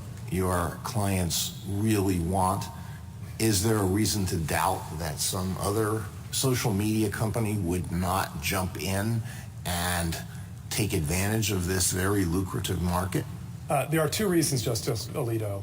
One is many of the declarations from my clients actually explain they've tried on other platforms to generate the kind of audience and engagement they've been able to on TikTok, and they've fallen dramatically. Yeah, I know they haven't so far, and I'm just wondering whether this is like somebody's attachment to an old article of clothing. I mean, I really love this old shirt because I've been wearing this old shirt, but I could go out and buy something exactly like that. But no, I like the old shirt. Is that what we have here, or is there some reason to think that only ByteDance has this? ByteDance has devised this magical algorithm that all of the geniuses at Meta and all of these other social media companies, they couldn't. No matter, they put their minds to it, they couldn't come up with this magical thing. I think empirically, the other companies have been trying for a few years to catch up with TikTok and replicate it and have been very unsuccessful. And so that ought to tell you something. And so just imagine the algorithm here as a collection of thousands of editors. Imagine the floors of an office building being filled with a collection of editors. You can imagine a situation where that collection of genius that is on a particular floor cannot be replicated by another group of people. And that's kind of what you have here. All right, I understand that. Thank you, counsel. Justice Thomas? Anything further, Justice Alito? Yeah, one other question. I'm intrigued by your Mount Healthy Hunter versus Underwood argument. I mean, maybe you're right, but Mount Healthy arose in an entirely different context where you're trying to get to an employer's motivation. Hunter versus Underwood involved an extreme situation where the court looked at the records of a state constitutional convention and came to the conclusion, apparently, that racism was the only motivation for what was done. But it does seem to me to be potentially quite unworkable and contrary to what we've generally said about legislative intent to apply the Mount Healthy framework to a congressional enactment. Do you recognize or do you acknowledge that that would be very difficult? Because when an act of Congress is passed, there could be more than 250 different motivations for the votes that were cast by the members. Yeah, I totally understand that. And in Hunter, the court actually engaged with that problem to some degree. And what Hunter said is, to avoid that problem, we're going to look just to two things. One is the state's brief, which I'd say is the Solicitor General's brief by comparison here, and the text of the law. And here, that's the only thing I need to rely on to get you to the place that they wouldn't have enacted. Well, it gets you to the place that this was part of what motivated Congress. But why does it get you home? Well, and particularly when there's a severability clause in this act. It can't be only part of it. It has to be enough to sustain the entire act, or at least the parts that you wouldn't sever from the act. And so I think the reason why is because it's not just the content recommendation algorithm part that can be theoretically, I guess, severed out. It's also the covered company provisions, and it's just the whole approach of the statute that is based on content, not on data security. All right, thank you. So, okay. Justice Sotomayor? Save it for the SG. Justice Kagan? Justice Gorsuch? Justice Kaplan? Justice Jackson? One quick question. You repeatedly say that from your perspective, the government's motivation is that the content might be too anti-American or too pro-China, et cetera. So that's why you think this is a content-based restriction. But I guess I'm curious if you would say the same thing if the government had articulated its rationale as saying, you know, our motivation is to limit foreign interference in American social media platforms or discourse. Isn't that a different motivation from the standpoint of how we characterize this? I agree, but then the question I would ask if the government said that, which I think kind of in the reply brief, maybe the government does say that, is that how on earth are you then serving a national security interest? You know, if all you're doing is just saying, we don't like a foreign country rearranging cat and dance videos, like it's hard to come in and make a national security argument. So the only way you get to national security, which is the government's own argument, is to look at the substance that's being rearranged and say, we don't like the way the substance is going to be rearranged and curated differently. Thank you. Thank you, counsel.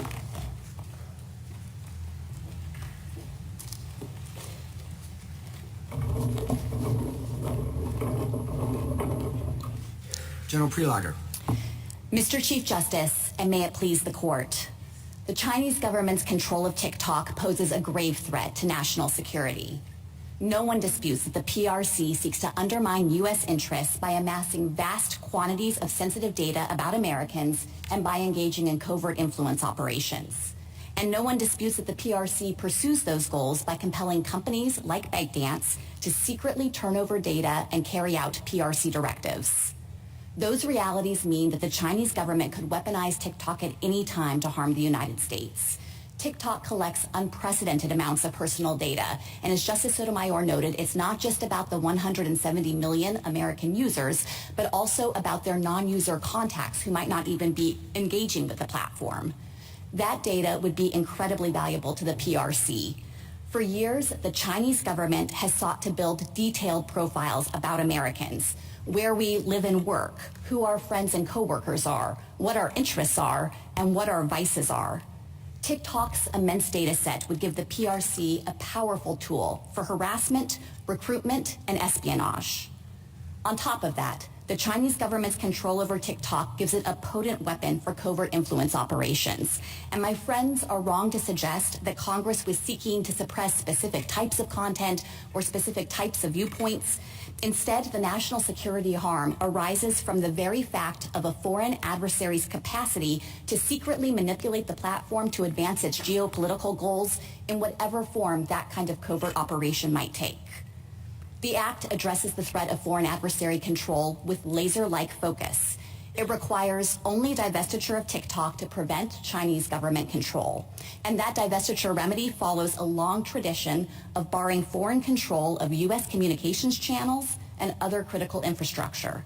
So no matter what level of First Amendment scrutiny applies, this act is valid because it's narrowly tailored to address compelling national security threats. Now, my friend Mr. Fisher just emphasized, and I acknowledge, that millions of Americans enjoy expressing themselves on this platform. But the important thing to recognize is that the Act leaves all of that speech unrestricted once TikTok is freed from foreign adversary control. The First Amendment does not bar Congress from taking that critical and targeted step to protect our nation's security. I welcome the court's questions. Is there any difference between content manipulation by a non-U.S. company as opposed to a U.S. company? I didn't hear Mr. Fisher make a distinction between the two. Yes, and I think the important thing to recognize is that the act here is targeting covert content manipulation by a foreign adversary nation. Now, I understand my friends to What say... difference does that make? The difference is that there is no protected First Amendment right for a foreign adversary to exploit its control over its speech platform. The difference between covert and non-covert. So I think that Congress's concern with the covert operation was that a foreign adversary could effectively weaponize this platform behind the scenes in order to achieve any number of geopolitical goals. Here are some of the examples that come to mind. One of the pages out of the playbook here is for a foreign adversary to simply try to get Americans arguing with one another to create chaos and distraction in order to weaken the United States as a general matter and distract from any activities that the foreign adversary might want to conduct on the world stage. What do you mean by covert, though? I mean, does covert just mean it's hard to figure out how the algorithm works? Because we could say that about every algorithm. No, the covert nature of it comes from the fact that it's not apparent that the PRC is the one behind the scenes pulling the strings here and deciding exactly what content is going to be made to appear on the site. And another way that the It's just because we don't know that China's behind it? That's what covert means? Well, I think it doesn't have anything to do with the difficulty of figuring out what the algorithm is doing. It's just because people don't know that China is pulling the strings. That's what covert means? What it means is that Americans are on this platform thinking that they are speaking to one another, and this recommendation engine that is apparently so valuable is organically directing their speech to each other. And what is covert is that the PRC, a foreign adversary nation, is instead exploiting a vulnerability in the system. Well, if that's all it means, that like people don't know that China's behind it, like everybody now knows that China is behind it. No, but it's the specific content that's being manipulated would be unapparent, and so I think that's true of every search engine. I mean, you can take any of these algorithms, whether it's X or whether it's you name it. What are the new ones? Blue Sky. I mean, none of these are apparent, right? You get what you get, and you think that's puzzling, and it's all a little bit of a black box. So you can't just mean it's a black box, it's covert. They're all black boxes. And if you just mean what's covert is the fact that there's China behind it, I mean, honestly, really, like everybody does know now that there's China behind it. So I just don't get what this covert word does for you. I think the problem with just saying as a general matter, China has this capability and might at some point be able to exercise it and manipulate the platform is it doesn't put anyone on notice of when that influence operation is actually happening, and therefore it doesn't guard against the national security harm from the operation itself. Isn't that a pretty paternalistic point of view? I mean, don't we normally assume that the best remedy for problematic speech is counter speech? And TikTok says it could even live with a disclaimer on its website saying this can be covertly manipulated by China. In case anybody were left in doubt after today about that possibility. So you're saying how that won't work because? That won't work because it is such a generic, generalized disclosure that it wouldn't put anyone reasonably on notice about when it's actually happening. And the example I've been thinking about is... argument is that the average American won't be able to figure out that the cat feed he's getting on TikTok could be manipulated, even though there's a disclosure saying it could be manipulated. But imagine if you walked into a store and it had a sign that said 1 of 1 million products in this store causes cancer. That is not going to put you on notice about what product is actually jeopardizing your health. And I think that's roughly equivalent to the type of disclosure they're contemplating here. They brought up the example of the Foreign Agents Registration Act, FARA. There you have to disclose the actual content. If that's true, then wouldn't that be true for all social media companies, for all content? I mean, every editor, every newspaper in its editorial room makes decisions about what it's going to run and how it's going to say it. And every algorithm has preferences, whether it's domestic or foreign. And nobody really knows exactly when those editorial decisions are being made or how. But they're generally aware, and we think that's enough. I think, though, that there is a real risk that when a foreign adversary has control of that kind of mechanism and a speech platform in the United States, it could weaponize that platform to harm United States interests. And one of the key ways that the PRC flexes this muscle is to suppress speech. General, I'm sorry to interrupt you, but we're not arguing about the compelling interest. We're arguing about the tailoring. Right. And so I guess what I would say, you began by saying the cure for concerning speech is counter speech. Here, I dispute the premise that Congress was specifically concerned about any particular subject or any particular viewpoint. It wanted to close off the capability of a foreign government. But in any event, it's very hard to engage in counter speech when you don't know because someone is secretly manipulating the platform behind the scenes. And in particular, what the PRC has the capability to do is simply silence American voices. With a newspaper owned by a foreign company and a foreign government, you wouldn't know when it's exercising editorial discretion about this article or that article or how it's doing it, so maybe we just need to shut down the Oxford University Press in America, or you pick it, any other foreign-owned Politico, I was told today, is owned by Germany. So that would all be okay on your theory so long as Congress designates that country a foreign adversary? We are not asking the court to articulate bright-line rules to govern all kinds of hypothetical situations. I am testing your argument. Yes, and what I want to acknowledge is that sometimes the court has recognized that a speaker-based preference might reflect a content-based preference. And in the context of ownership of a newspaper, for example, in part because a newspaper is a one-way channel of communication and is generally understood to represent to some extent its publisher's views, maybe the court would more readily infer that a regulation targeting that is actually aiming to target content. But I don't think the court could draw the same conclusion here. I'm not talking about the compelling interest or any of that. I'm talking about the tailoring. And you're saying we have no alternative but to stop this speech altogether. We can't rely on disclosure. But you say that wouldn't apply to Politico or to the Oxford University Press because? In the circumstance where you have a newspaper that is understood to reflect its publisher's views, then you might think that disclosure would be a more adequate remedy there because it's not just holding itself out as a forum for speech between other people. I think social media platforms do raise distinct interests in this regard because what people think when they're engaging with TikTok is that it's organically feeding them videos based on the recommendation engine.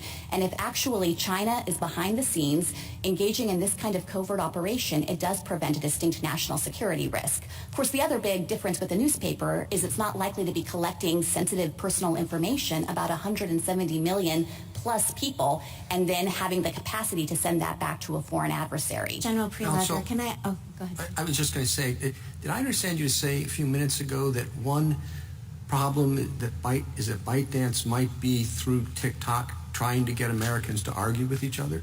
That it might be just trying to foment If they do, I say they're winning. Or dissent.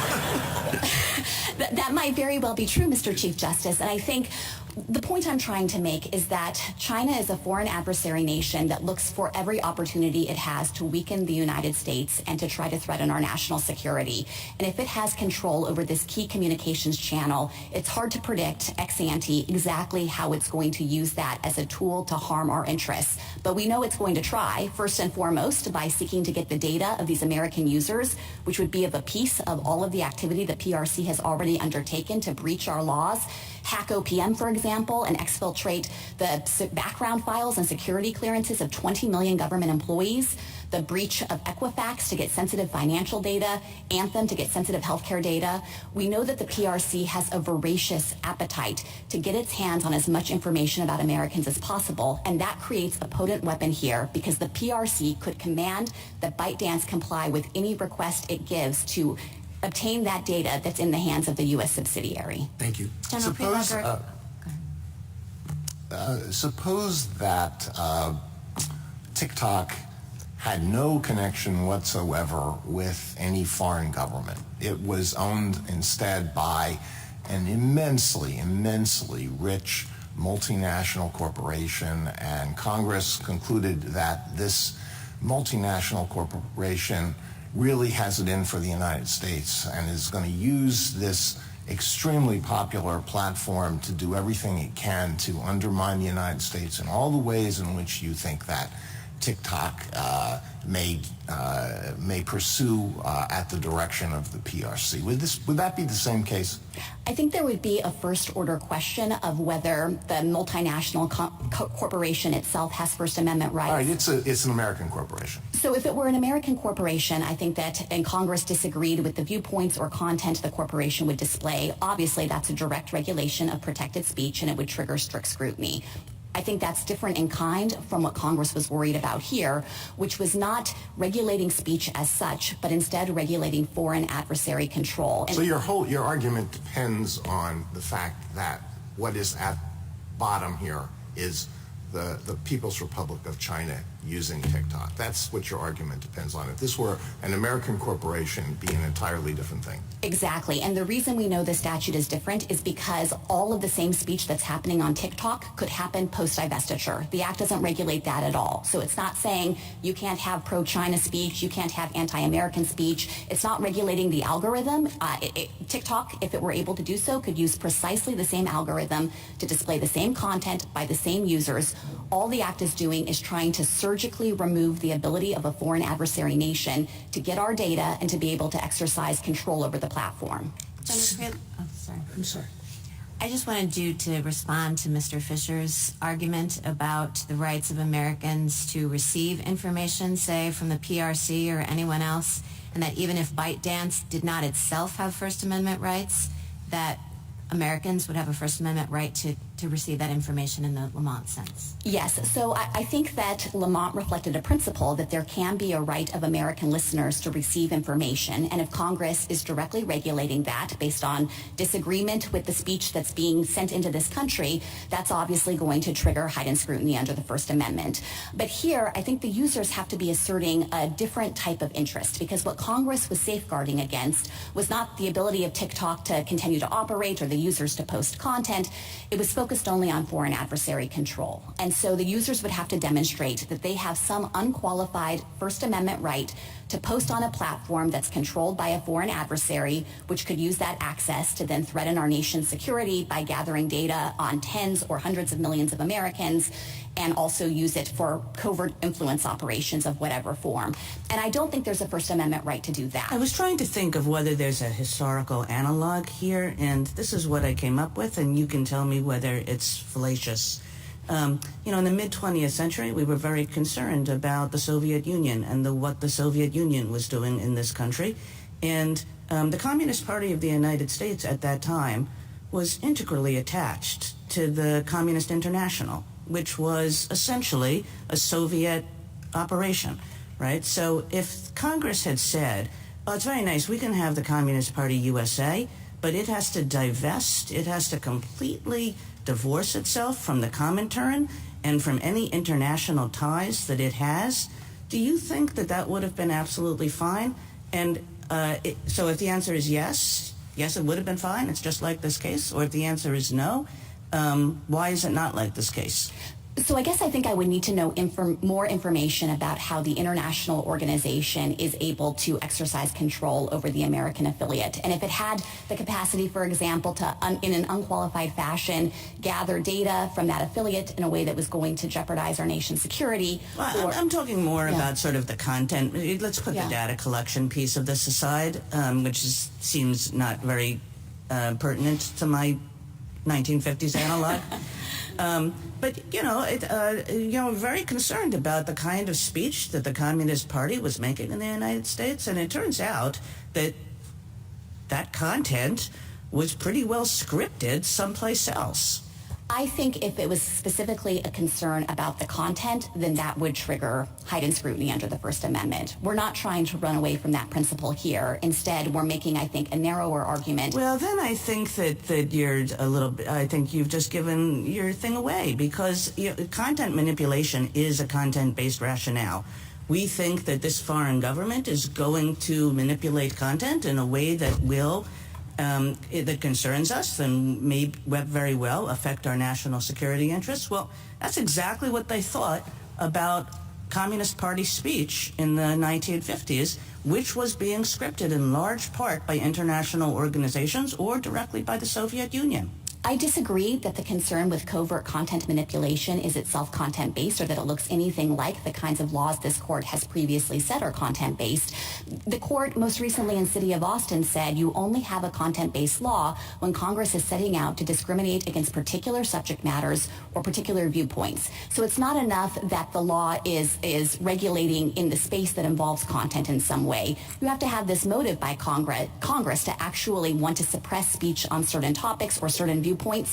Here, Congress just wants to cut the PRC out of the equation altogether, and all of the same speech could continue to happen on the platform. It's like patching up a backdoor vulnerability that the PRC has that we can't totally see around all the corners to imagine how it could use it against our interests, but we know the PRC will do whatever it can to try. And I think that is different in kind from imputing to Congress some motive to specifically get more speech on certain topics or with certain viewpoints. This law was passed by broad bipartisan majorities in both houses of Congress, and our legislators don't always agree on everything. I think it's unlikely that all of them had exactly the same views about what's good content on TikTok or what are good viewpoints. They weren't united on that. What they were united around was the idea that it is a grave threat to our nation if the PRC can itself behind the scenes be controlling how this platform operates. Why doesn't this act classify on the basis of speaker?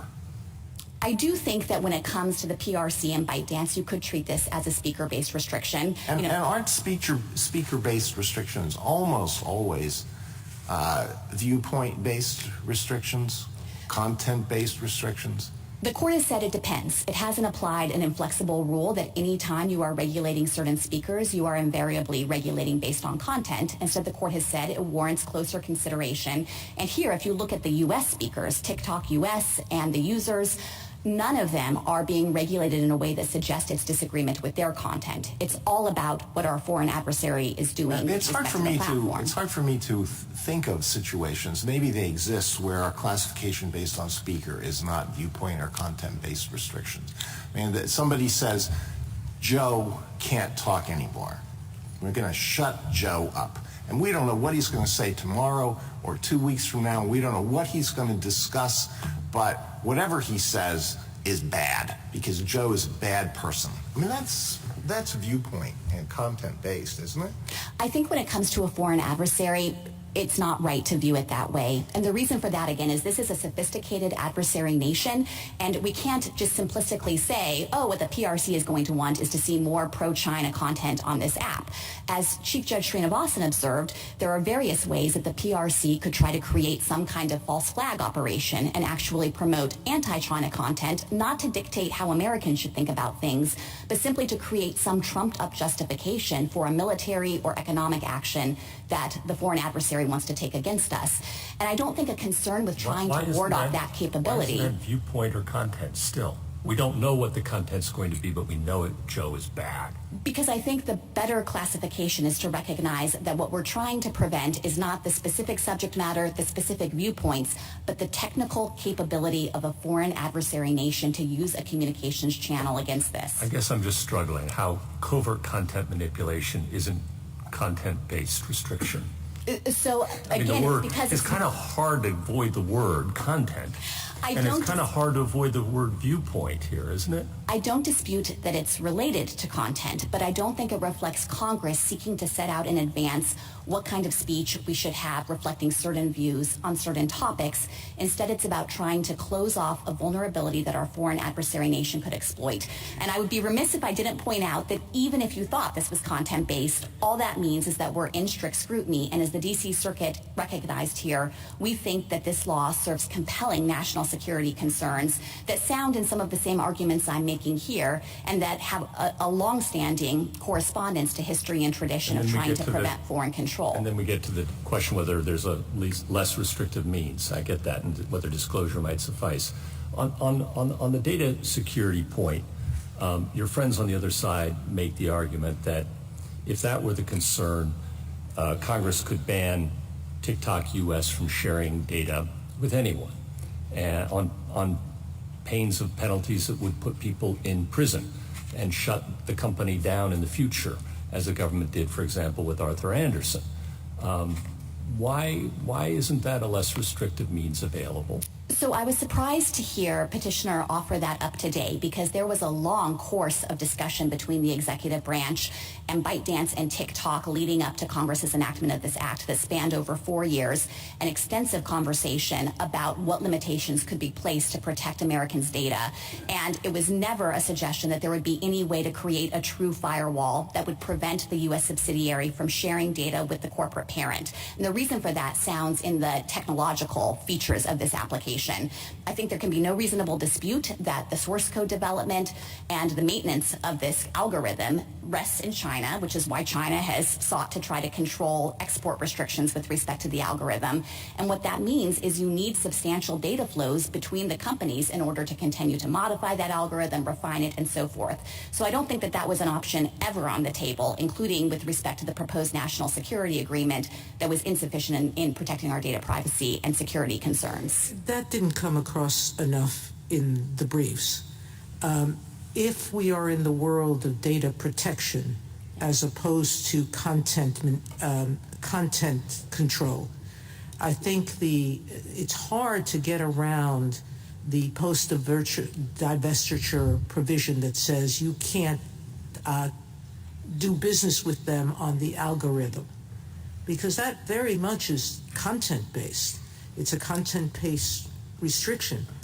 But what you're saying is you can't do it for a data control reason, meaning that you can't really run their algorithm without sharing the very data that we are concerned about as a threat, correct? That's right, Justice Sotomayor, and you don't have to take my word for it. You can look at the specific terms of the National Security Agreement that ByteDance itself proposed. The relevant definition of the accepted data is at JA 239 to 240, and it references categories of information that would, of necessity, technological necessity and business necessity, have to flow back to China. And the relevant categories are in the sealed appendix, but I would really encourage the court to look this up because it's eye-opening. It is at the Court of Appeals sealed appendix 249 to 252 and 254.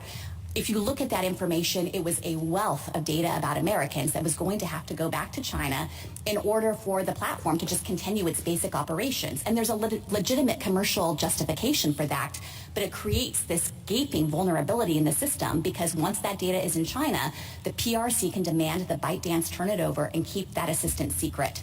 And the one final point on this is that ByteDance was not a trusted partner here. It wasn't a company that the United States could simply expect to comply with any requirements in good faith. And there was actual factual evidence to show that even during a period of time when the company was representing that it had walled off the U.S. data and it was protected, there was a well-publicized incident where ByteDance in China surveilled U.S. journalists using their location data. This is the protected U.S. data in order to try to figure out who was leaking information from the company to those journalists. General, you want us to look at that, and you get to look at it, but your friends on the other side don't get to look at it. That doesn't seem fair. That's the sealed appendix, Mr. Chief Justice, so it's their information. They can look at it. It's just under seal to protect their proprietary business information. General, so I want to go back to the discussion about content discrimination, and we're going to shut Joe up. Here, it seems to me like we are saying to ByteDance, we want to shut you up. And so let's say that I think that that is content discrimination based on speaker. Tell me if I think that, tell me if I have to conclude that it is also speaker-based discrimination and content-based discrimination for TikTok. No, it is not. And the reason for that is because it would be an anomalous principle to say that an entity outside the United States that can't assert its own First Amendment rights can somehow manufacture that right through the expediency of forming a U.S. subsidiary, especially one that it wholly controls. So you don't have to stand on that argument that you were having with Justice Alito and Justice Gorsuch to still have your point about content discrimination. That's right. And I think if you're focusing in on the relevant U.S. entities here, TikTok U.S. and the users themselves, this act isn't regulating them in any way. It's not trying to dictate the algorithm that TikTok U.S. can use. And in fact, Congress, I think, was doing everything it could to preserve access to TikTok in the United States in recognition that Americans enjoy expressing themselves and building community on the site. One last quick question. Sorry, just one last quick question. Justice Gorsuch had asked your friends on the other side whether the new administration on January 20th could extend the deadline. What's your position on that? So I think it tees up a statutory interpretation question of whether there can be an extension after the time period for divestiture has lapsed. I would think the court might start with its decision in the Hawley Frontier case, which did recognize the ability to get an extension after a lapse like that. So it's your position that they could? We have not run it to ground, in part because it's simply not presented here, and I'm not prepared to take a position on that statutory interpretation question. I do want to emphasize, though, that my friends have pointed to January 19th or 9 days from now as a moment when TikTok might go dark. At the outset, of course, Congress was hoping to prompt a divestiture, but I think the more important thing to focus on now is that even if that were to happen, Congress specifically anticipated it and provided authority to lift these restrictions as soon as there's a qualified divestiture. And the reason for that is because foreign adversaries do not willingly give up their control over this mass communications channel in the United States. And I think Congress expected we might see something like a game of chicken. ByteDance saying, we can't do it, China will never let us do it. But when push comes to shove and these restrictions take effect, I think it will fundamentally change the landscape with respect to what ByteDance is willing to consider. And it might be just the jolt that Congress expected the company would need to actually move forward with the divestiture process. So it's not irrevocable. That's an interesting point, and I hope Mr. Francisco or Mr. Fisher, whoever's delivering the rebuttal, will address it. So if we were to affirm and TikTok were forced to cease operations on January 19th, you say that there could be divestiture after that point and TikTok could again begin to operate the way, continue to operate. That's exactly right. There's nothing permanent or irrevocable that happens on January 19th. And I think that Congress might have thought that we get in a situation here where a foreign adversary is doing whatever it can to just not comply. It's hoping the United States is going to blink first through our court system or through the executive branch getting cold feet about enforcing the law. But Congress set a deadline, and I think it thought that deadline would have a forcing function. Well, let me ask you a question about your effort to draw a distinction between ByteDance's speech and TikTok's speech. So suppose that the People's Republic of China funds a movie, and there is an entity in the United States, a U.S. corporation, that thinks, wow, this is a great movie. And while the PRC would not have a First Amendment right to show it in the United States, would you say that the American company would not have a First Amendment right to do that because whatever expression there is in that movie, it's the PRC's expression, it's not their expression? No, I wouldn't make that argument, and I want to be really careful. I thought that was the argument that was being made, no? No. So our argument is that this is not a direct regulation of protected speech in the first place, or at most it would warrant intermediate scrutiny because of the indirect effects that it might have on the American users or on the U.S. subsidiary. We're not suggesting that if Congress sought to directly regulate and prohibit speech in the United States based on concerns about its content or viewpoint, that's somehow immune from First Amendment scrutiny just because it comes from a foreign source. Obviously, that kind of law is going to trigger strict scrutiny, and I imagine it would be a different constitutional analysis because it's hard to imagine the same profound national security harms that would exist in that scenario as compared to what we have here. Thank you. General, isn't the whole point of the divestiture requirement that the content on TikTok would be different if it was owned by a different company? I'm still struggling with your insistence that this is content neutral versus content based when we have that kind of circumstance. The reason that I am continuing to try to hold the line on that is because there is nothing in the Act that would directly dictate any different mix of content on TikTok. The U.S. subsidiary could use the same algorithm, show the same content by the same users in exactly the same order. It's not about trying to interfere with the U.S. subsidiary's exercise of editorial judgment in any relevant sense.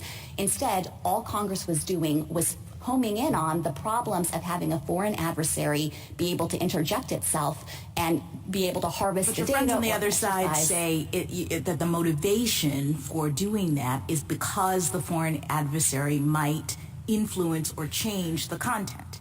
So content matters, doesn't it? I think that content was relevant to Congress's concern about an adversary having control over the communications channel. I think not, again, because of any particular concern about viewpoints or subjects, but just that this would be isn't that relevance enough to trigger at least some scrutiny, with a heightened scrutiny from the standpoint of our legal tests?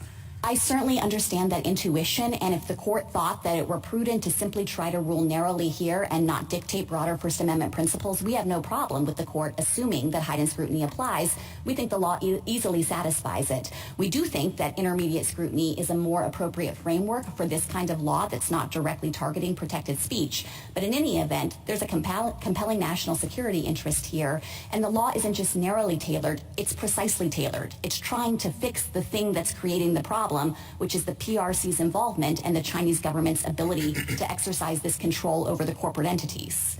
How are we supposed to think about the two different rationales here and how they interact? The data collection rationale, which seems to me at least very strong, the covert content manipulation rationale, as the hypotheticals have illustrated, raise much more challenging questions for you about how far that goes. And if that alone, if you didn't have the data collection piece, you only had the covert content manipulation piece, and then Mr. Fisher's point, Mr. Francisco's, that Congress would not have enacted this just based on the data collection rationale alone. Just your understanding of how the two arguments fit together. Sure, and let me walk through our defense of the data protection rationale and why we think it's a full justification for this law, and the court could stop there and then be responsive to their arguments that somehow the interest in preventing covert manipulation somehow taints it.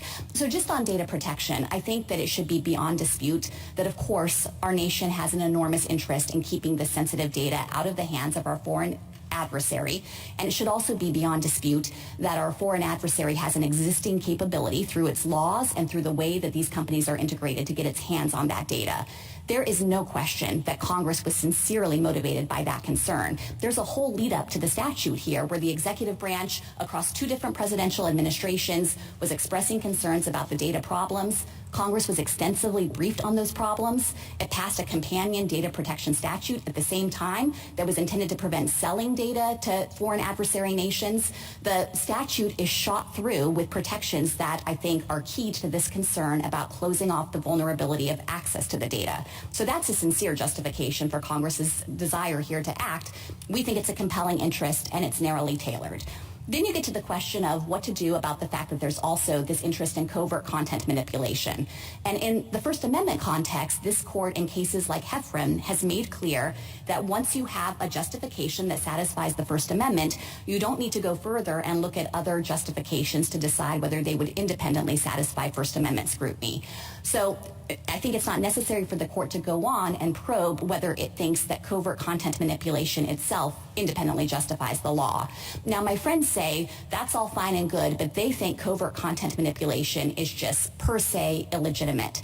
And I honestly don't understand how that argument could carry the day. Because just imagine if Congress passed a law that said the PRC can't covertly manipulate TikTok. Obviously, that law is not going to violate any constitutional principle. It's a laudable goal, I think, for our legislature to protect us from foreign adversary interference like that.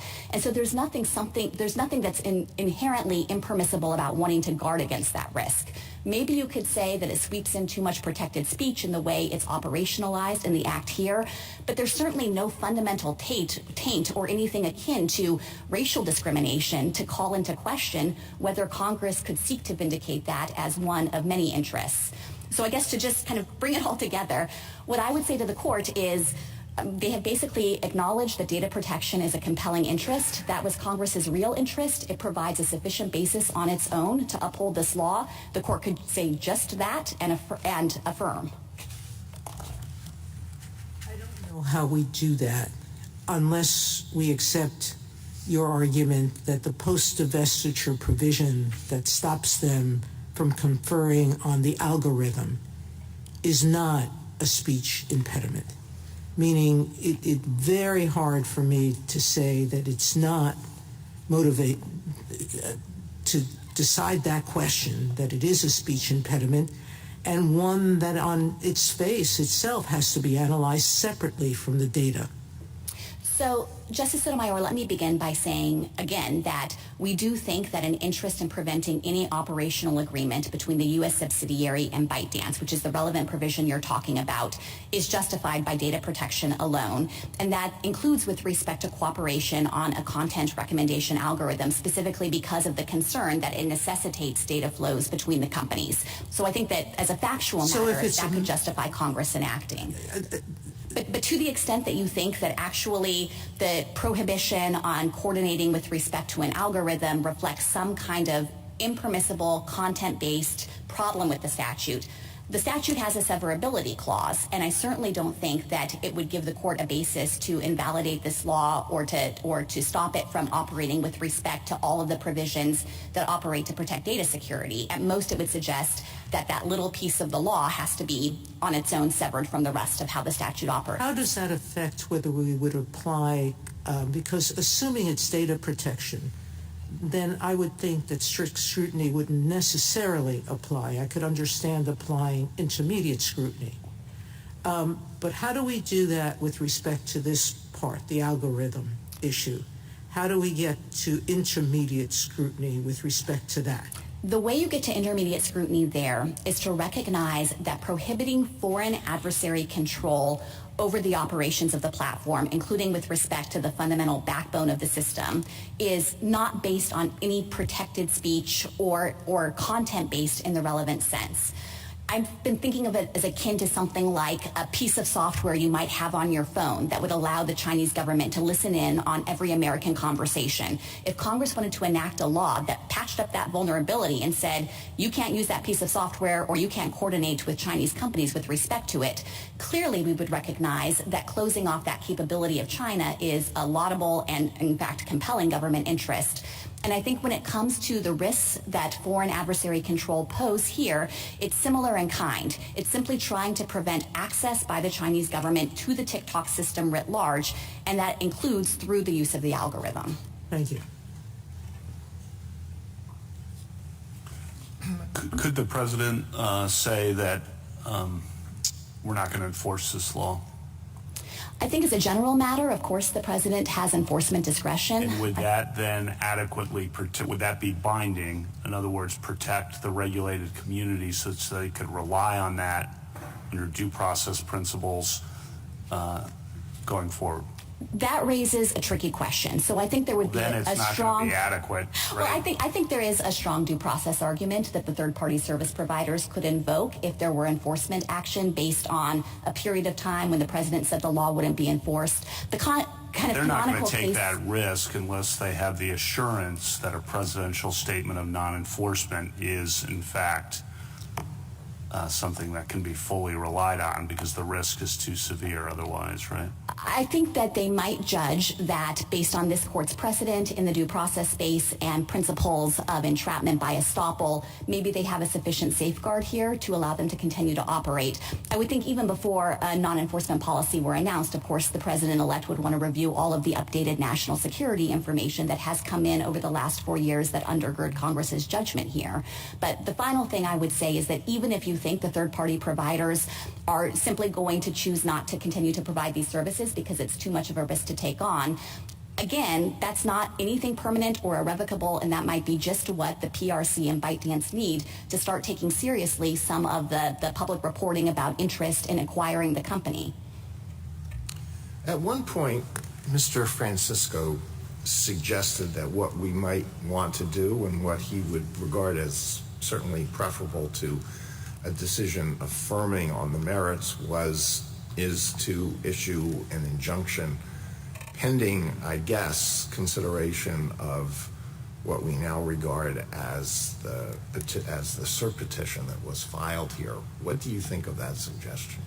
So I think this court doesn't have any basis to enter a temporary injunction unless it thinks petitioners are likely to succeed on the merits of the First Amendment claim. And to be honest, I think that there is no argument to be made that you should find that likely success. This is an act of Congress. This isn't some unilateral action by the executive branch, but it actually was action in parallel between the executive and Congress, where Congress took action to close up a loophole in some of our laws. The executive had tried to force divestiture of TikTok under the Trump administration, but that had gotten tied up in litigation about those authorities. So Congress came in and provided additional authority based on a substantial record, including with respect to the data harm. And I don't see any basis for this court to displace the deadline that Congress set without finding that actually there is a potential First Amendment problem here. Do you think we have the authority to issue an administrative stay as we have done in other cases, or do you think that the January 20 deadline prohibits us from doing that? I don't think this court has a formal basis to not issue an administrative stay if it believed that that was necessary to assist in the court's own consideration of the case. And I would obviously defer to the court in whether it has a sufficient time to resolve the case. But we are here ready to submit the case today, and I think it is in the interest of Congress's work and our national security to resolve the case and allow the statute to take effect. Can I just test to see whether your recollection of what Mr. Francisco said about a warning is consistent with mine. I did not hear him say, he can address this in rebuttal, that it would be acceptable to his client if Congress had said there has to be a stark warning on every TikTok, such as, warning, the Communist China is using TikTok to manipulate your thinking and to gather potential blackmail material. Did you hear him say that that would be okay? I don't think he's made that concession, but even if he had, I don't think that would address the government's national security concerns. And one of the points here is that it's not just data privacy. So even if you could somehow put users on notice that the PRC could obtain their data and they choose to disregard that, it's not a data privacy interest, it's a national security interest. There's a distinct sovereign harm to the United States if our foreign adversary can collect this massive data set about 170 million Americans. And as Justice Kavanaugh touched on, there are a lot of teenagers using TikTok today who might ignore a warning like that and not really care, but they're going to grow up and they might become members of our military. They might become senior government officials. And for the Chinese government to have this vast trove of incredibly sensitive data about them, I think obviously exposes our nation as a whole to a risk of espionage and blackmail. Thank you. I did want to touch briefly on the questions about history and tradition here, because my friends have said several times that the Communications Act of 1934, which we think is roughly analogous to the type of restriction that Congress was seeking to enact here, is justified entirely by concerns about scarcity, how you can't have sufficient bandwidth. And I, of course, recognize that scarcity is what created the need for a licensing regime in the first place. But I think it's important to clarify the historical record here that in choosing to limit foreign control of radio stations, of broadcast stations, Congress specifically cited a concern about national security. That is written into the statute. National defense was one of the listed purposes of having that kind of restriction. And so I don't think my friends can succeed in being dismissive of that concern about history and tradition and what it shows about the national security judgments that undergird this law. The one other factual point I wanted to make, to be responsive to a few points that my friends have touched on, relates to whether TikTok US has the ability to alter this algorithm, whether divestiture is feasible, how ByteDance has manipulated the platform in the past. With respect to the algorithm, I think we're simply talking past each other. We don't dispute that TikTok US might engage in some functions in the United States to customize the algorithm for a US audience. The thing we're worried about is happening long before that over in China, where ByteDance is developing the source code, creating the basic backbone and functioning of the system, and is then blasting out the algorithm for use by the various subsidiaries in their home country. So we're not seeking to regulate any activity that TikTok US is engaged in here. Instead, what Congress is doing is trying to close off the vulnerability of PRC access abroad. With respect to the feasibility of divestiture, my friends have said it would have been impossible to do this within 270 days. At the outset, obviously, there's no inherent impediment to divesting a social media company. We just saw Elon Musk buy X or Twitter in about 6 months from offer to completion. And even with respect to this particular company, I think my friends are not well positioned to complain about the timeline, because they've been on notice since 2020 that unless they could satisfy the federal government's national security concerns, divestiture might be required. But in any event, I don't think that the court should fault Congress for trying to balance competing interests here in making sure that there was a period for compliance and trying to preserve access to the platform for Americans while taking steps to safeguard against the risk to national security. Finally, with respect to the question of whether ByteDance has taken action on the PRC's demands, there is evidence in the record that Congress consulted to demonstrate that outside of China, ByteDance has taken action to misappropriate data at the PRC's request. That included efforts to track dissidents in Hong Kong, protesters there, to track Uyghurs in China itself.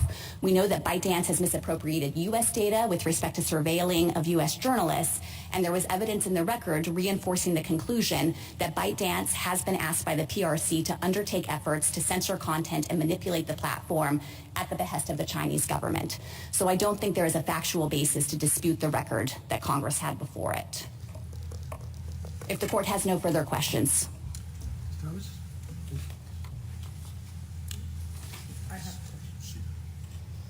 Well, if I understood correctly, under President-elect's first term, he passed an executive order requiring divestiture, correct? That's right.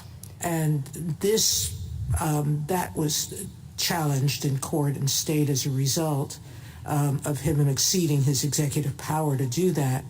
But this bill followed a bipartisan investigation, correct? Yes, that's right. I am a little concerned that a suggestion that a president-elect or anyone else should not enforce the law when a law is in effect and has prohibited a certain action, that a company would choose to ignore enforcement on any assurance other than the change in that law. But putting that aside, on the 19th, if it doesn't shut down, there is a violation of law, correct? Yes. And whatever the new president does doesn't change that reality for these companies. That's right. How long is the statute of limitations in effect? Assuming that they violated it that day and later continue to violate it. But how long does the statute of limitations exist for a civil violation of this sort? It would be a 5-year statute of limitations. Thank you. Thank you, counsel. A rebuttal?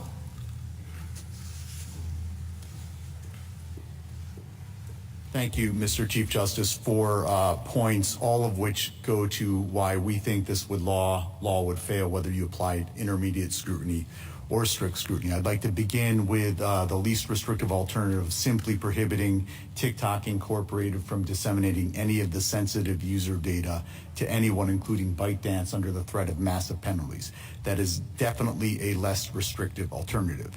Now, my friend pointed to the NSA negotiations. Well, the sensitive user data that we're talking about and that were of concern in the NSA negotiations were not the type of technical data that she's talking about. The NSA did allow certain types of non-sensitive technical data to go back and forth, but that wasn't anybody's concern. And as we say in page 23 of our briefs, they simply cut off the negotiations without ever raising those concerns. But to be clear, if that's a concern, sweep that into the ban too. Put in that non-sensitive technical data into the ban too. We'll deal with that. It's a lot better than simply being forced to shut down. So that is most definitely a less restrictive alternative that would address data security.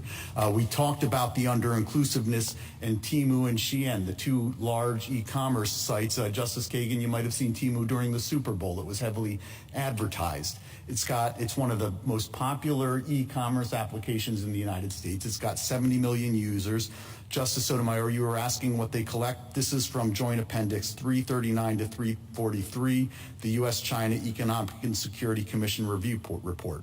Shein relies on tracking and analyzing user data, draws on customer data and search history with the assistance of artificial intelligence algorithms.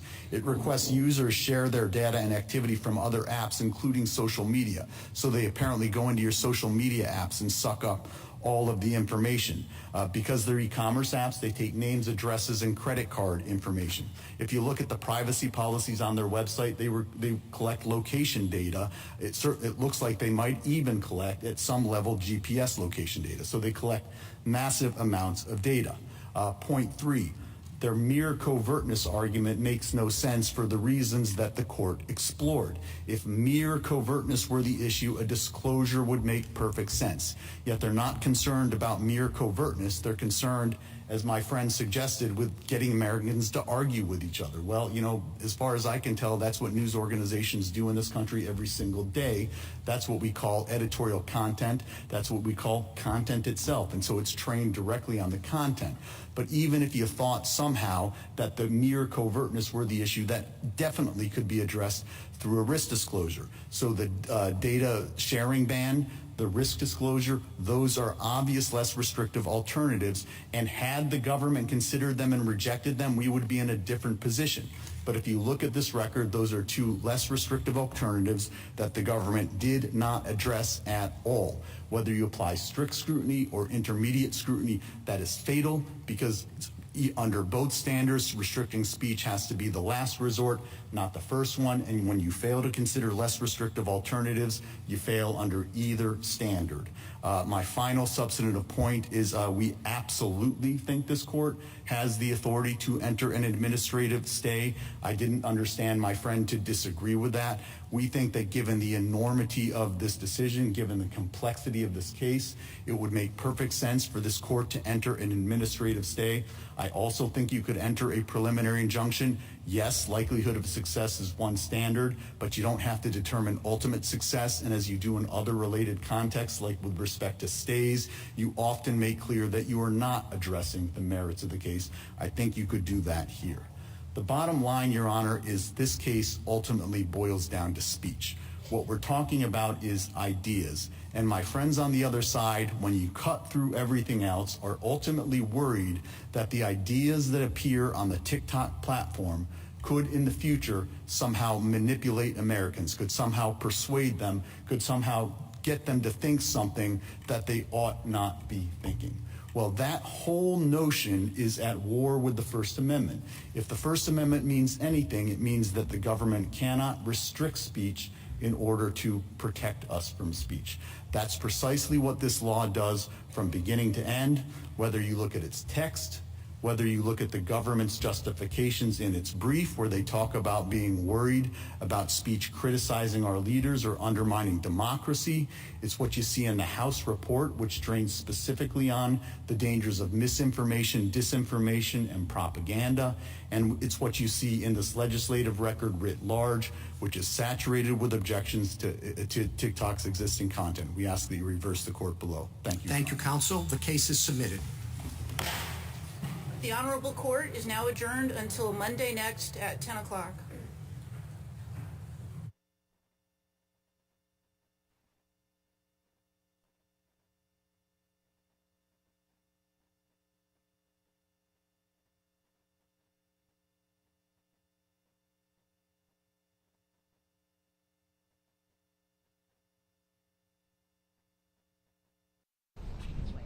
There we go.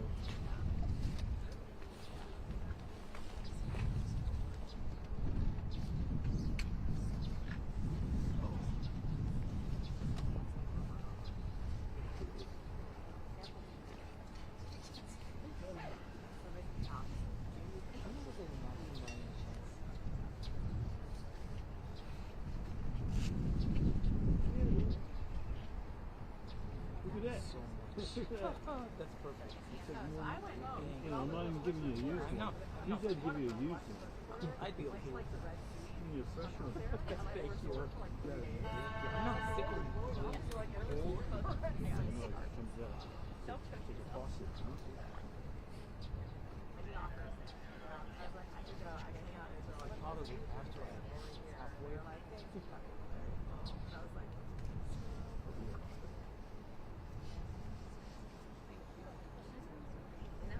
And then you do the math in your head. Well, if I go back and get to another 6 minutes late, it's now 3 minutes late. Exactly.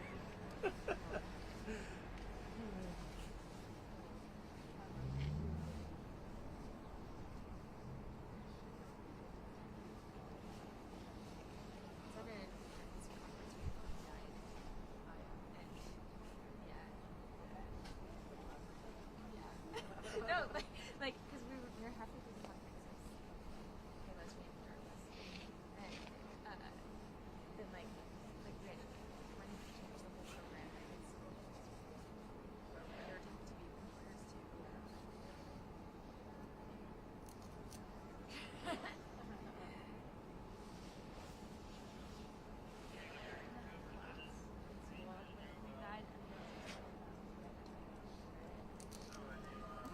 So I had to keep it a secret for like, the studio class was like 5 hours. I just tell. I can't talk to anybody about this. No. Get ready. Just watch out for the TV. Thank you. Yeah. We should be ready. It makes sense.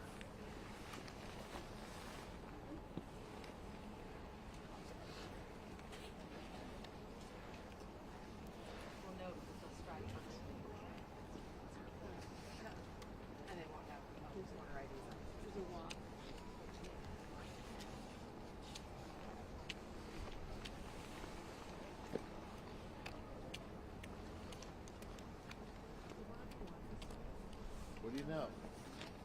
They're coming? They should be coming soon.